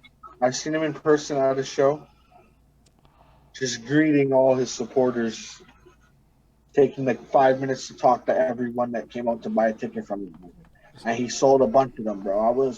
I'm gonna be honest right now. Like, I was surprised. Like, oh fuck, okay. Like I Like, was a fan of him as a battle rapper, but he paused for a very long time, where like I wasn't sure. But like, yeah, his capability of doing exactly what you said is actually like very big, man. For real. so I believe that Cool Man Logan, and I'm so glad Cool Man Logan's on my side right now. Like to have that guy in your camp, oh my god, that's a blessing, right? Like that's a blessing, because I'm convinced Cool Man Logan is in the realms of hip hop I play in. He might be the guy to like really do a lot for the middle tier thing that I see developing in the next while. Um, Nate Husser is definitely, in my opinion, the guy who's done the most recently. I mean, just getting the placement in a Jake Paul video, like at that moment in a boxing history, that's a big move. Nobody touched that move last year. Plus, Nate Huss gave away money on that Jelly freestyle challenge, and that wasn't even his first one. I saw Nate Husser give Merker Miyagi $50, and that stuck with me. So I started a contest and shit. So like, no, Nate Husser is whatever. He's got the people behind him. You watch his music videos, yo, they're good. I don't like music videos. I like Nate Husser's. Did you see the marketing campaign where he's getting like arrested on some fucking adult whatever fake news shit, and then that ties into the music video? Like that shit fucks me up, man. My girlfriend hit me up. Holden, Nate Husser got arrested. Did you? Because for a second she believed it, and it was promo link in bio, and I'm like, You know what I like about him the most? I like that. Like he's one of the like still street, but like gives you a different vibe, like a different kind of feel. Like like I'm not your typical street dude. Like I'm outside the box, unorthodox. He's unorthodox. Like he's like I like it. It's different, man. It's he's not a lyricist, which I usually like lyricism more, but he's yo, it's not vibes. saying anything either. He squeezes Yeah, it in there nice, you go. but he does it right, like in his Right. balance where it's perfect. I have to give Travis Bryan, aka Fury, all the credit. I am absolutely convinced the vibe. I like the vibe he's on because I fucks with Lil Peep and all that shit, right? So I fucks with this wave that he's on right now so much. Plus, he still sneaks in the bars and everything. Plus, he's like a 37-year-old or whatever he is, dysfunctional dude that just is attractive to girls that like broken guys. He is a sex appeal in a box to the right kind of girl, and that shit is not lost on me. That guy just oozes swagger in a way that like is not like it's incredible. Plus, the brand just makes sense, and the brand is powerful for him. And it's like, nah, he's got something. I don't know what he can do in ticket sales, but I think that guy could sell merchandise, which I equate to being equal to ticket sales, because he has interesting merch that made me go, I'm not dropping shit till I have a good idea, right? When somebody makes you go like that, they're onto something. Those three are for sure for me, like people that can pop. But then I have to just add the caveat, I don't know a lot of people under the age of 25, and I absolutely think those people count for way more. I'm gonna throw Mike Shab in because I know who he is, and I keep listening to his music. And it's weird in a sense of the demos of the lives that I'm so fucking into his music. So I have to give him credit because I get excited when Mike Shab drops, and maybe he doesn't He's pop. doing something right. He's verified on the gram. He's doing something right, bro. He's really talented and amazing to me. And again, I know a fraction of the scene is the problem, is what I learned. So all of my list comes with that caveat. If I've never heard of you, I'm sorry. There's a lot of people here. Okay, how about we finish here with this? Why don't we say this? Who's the first rapper you ever heard of in Montreal ever? How old were you? First rapper in Montreal would have been fuck shit. I don't know. That's a good question. It has to be Hodges in 19 or 17 or whatever, 18, somewhere in early Abbott. But then really after that, nothing for a minute. I mean, I met some people. Oh, shit, that's not true. This dude in the West Island, his name was KO. KO in the West Island. He sold me his fucking CD at the music store. And I'm not going to lie. I knew him from like the neighborhood. Just KO is his name. This guy didn't go anywhere with it, but I had his album and I bumped his tracks for fucking, he doesn't know this, but he had like 2 tracks that were in rotation for like 6-7 years, dude. Not gonna lie. This random guy KO, because he sold me his album for $10 or whatever. Otherwise I That's didn't. what it have to be, bro. Then it would have been, I got to the call center and I got linked up with the Meyer Clarity, Buds, Big H squad and all of them. And then simultaneously I ended up around Elmhurst, which introduced me to iBlast and all of those people. Not in like a direct way, just I happened to be like, oh, I live on Elmhurst. That guy's music videos, where am I? You know, like you kind of notice that. But yo, iBlast on the real is one of the only rappers I ever heard a regular civilian go, Holden, check out this guy. He's from Montreal. You have to hear this. That was the only guy, and it was Stuntman. iBlast Stuntman. Right. Fire. See, like around those times, he was so hot, bro. Born for this and Stuntman and all that. He was really on top. I can't lie. He was my favorite artist from Montreal at the time. Him, Boy Blue, uh, those guys were really hot back in the day. They were really doing their thing back in the day. So I didn't know who any of them were. Like, any of them. I know I went to, like, I tried to go to some shit. I went to some show that a lot of them were at because SRH performed at it, and I was HSR, and there was an SRH, and, I mean, we both did it off our name, and it was just like, what the fuck? You know, like, it is what it is. And then I saw like Northern Lights and them fucking perform, and I remember G-Don performing and a bunch of shit like that. But like I didn't finish the night because it got too late for me because I'm not like down for 4 a.m. fucking end times. But like it was like I just didn't know anything about the local scene, dude, outside of like the shows I was at. And my interest wasn't there, to be honest with you. I have a direct message of D-Shade trying to share a fucking song with me in 2014 and me ignoring him. Like, do you know how, like, stupid that is later on in life when you realize what that is? A guy trying to reach out to you and you snub D-Shade? Yo, I'm an asshole. Like, you know, like, I mean, I feel like D-Shade and I are cool. I definitely, like, made it clear to him I know who he is one day. But, like, I had a lot of moments more like that because I took no interest in my local scene. So like, it wasn't until like late, like even with the YouTube, I only went to that because I was like, fuck the local scene. I'm gonna go get famous on YouTube. Fuck. You know, all that kind of attitude a lot of us get. I never stopped rapping, but like I did not give a shit about really Montreal at that point. And then I read KRS-One's The Gospel of Hip Hop, and he's like, invest in your community for 3 years and they will never let you starve.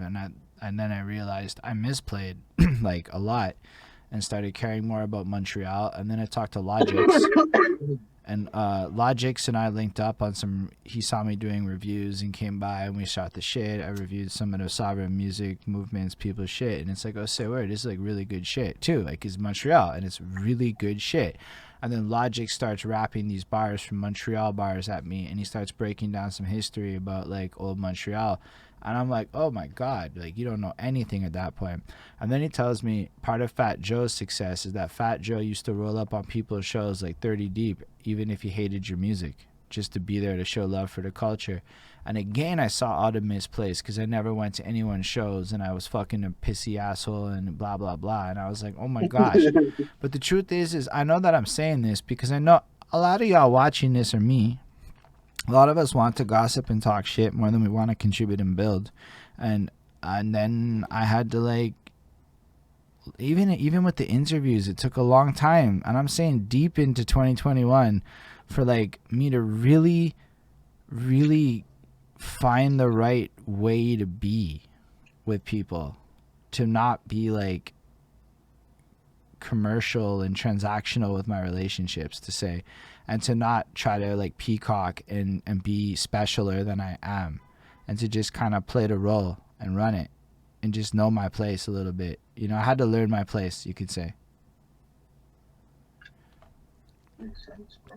But with that, Right. I have a lot more humility for the scene. I have a lot more respect for like so many people's stories are incredible. Like Skin Deep came through before. Skin Deep's like, yo, like this guy's been at it twice as long as me. You know, how could I ever, you know, you start hearing shit like that. People have put together multiple projects and tapes and bro, like I barely have a catalog compared to what people have done. And so now I have to kick it into overdrive and do some real shit. But like I just didn't care until I did. And now I have to you know, like now I'm just trying to make sure people care, because that was a bit, and I know a lot of people didn't care because we didn't care together. You know what I mean? For sure. Lots of people are very happy, and myself included sometimes. Yo, because like I said earlier, I think there's a gossip issue where like we like to be like negative and look for reasons to nitpick each other, and sometimes I fall prey to it. Sometimes I talk some shit I shouldn't talk, and I regret it, because people remember is the lesson. People remember the things that you say, and it's like, okay, no, it's about putting out positive energy and love into the universe, because then what, people are going to come back and say you said good things about them. I can live with that, you know. That's where I'm at with life now, especially with the role I'm in. Because yo, again, I'm not gonna try and pretend like yo, all of a sudden I got attention like I never got in like January. You know, like bro, it fucked me up. It's like you said, like walking down the street kind of vibes, but like my DMs lit up in ways I'd never seen before, dude. 40, 50 messages a day. I'm like, I don't know people like that, dude. I'm like a loner. But yeah, I mean, I didn't care until I did, and now like I regret it, and I wish I had spent more. Bro, like I could have gone to the last Murder Face show. I remember the flyer, and I remember choosing not to go. And in hindsight, like that's like a piece of history that ended, and I chose to skip that shit. And that's my career. I chose to skip that shit. You know, like it's not. Who the fuck cares what I can do as a rapper? Like if I'm not there, you know, like if you're not even part of the community. Yeah, anyway, I guess that was my convoluted answer to that question. Pardon? That was my big ass convoluted answer to that question. My bad, bro. No, it's cool. I don't know, man. I'm just super hopeful for the scene. I just like, you know how many podcasts there are now doing this. That's all we could do, bro. Be hopeful, bro. Like one day, maybe some shit get a lot better, bro. I think it's happening, man. There's a lot of people doing shit now. Like there's like what, yo, right now, by the way, King of the Dot has 1,400 people on, just on a regular day. But yo, there's a lot of people bubbling. Like 514 Online Mix doing a lot right now. Like fucking the Glock Party podcast that started doing their shit. Fucking the Hustle, man, with Tech Luciano and them. That's fucking lit. I went to their show, dude, and they got like a poker table and a bunch of shit in a proper studio, and they do the thing and they lining it up. Yo, you should try to reach out to them or something. I don't know, but like, and then like, yo, all of these different people, you know, are like starting to create this wave of like bubbling media. You should jump in the media game. You'd fucking kill podcasts. Nah, I definitely want to do something like that. I got something like that working out right now, but not for music, for sports. Yo, that's a good flex. Basketball shit.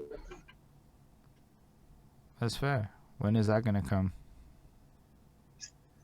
I'm working on it right now. I'm just trying to find a third person for me and my boy. I'm just trying to find a third like person, like so like we can get it into play. But yeah, not nothing. It's not nothing too solid right now, but we have like the game plan mapped out at least, you know. Yeah, I hear you, man. Yo, it's important to make sure you go into stuff with a good plan, because otherwise it Yeah, gets messy. yeah, exactly. Do you have any It's more? always good to be fair. Do you have any more like singles lined up in the near future? Yeah, I got a couple. I got a track coming. I got a video coming soon. It's called "Trapping Out the Limo." The song says what it is itself. Um, I got I got a few. I got a few different ones. I got something called "Hold It Down." I got a whole bunch of different shit, all kinds of different sounds. Because like I like to do different things now. I like to do different auto tunes. I like to do some old school rap. I like to do some old school vibes, and then I'll do some trap shit. Then I'll just a mix of both. Some auto tune with some good verses written. You know, like all kinds of vibes. You know. Yeah, man, I hear you.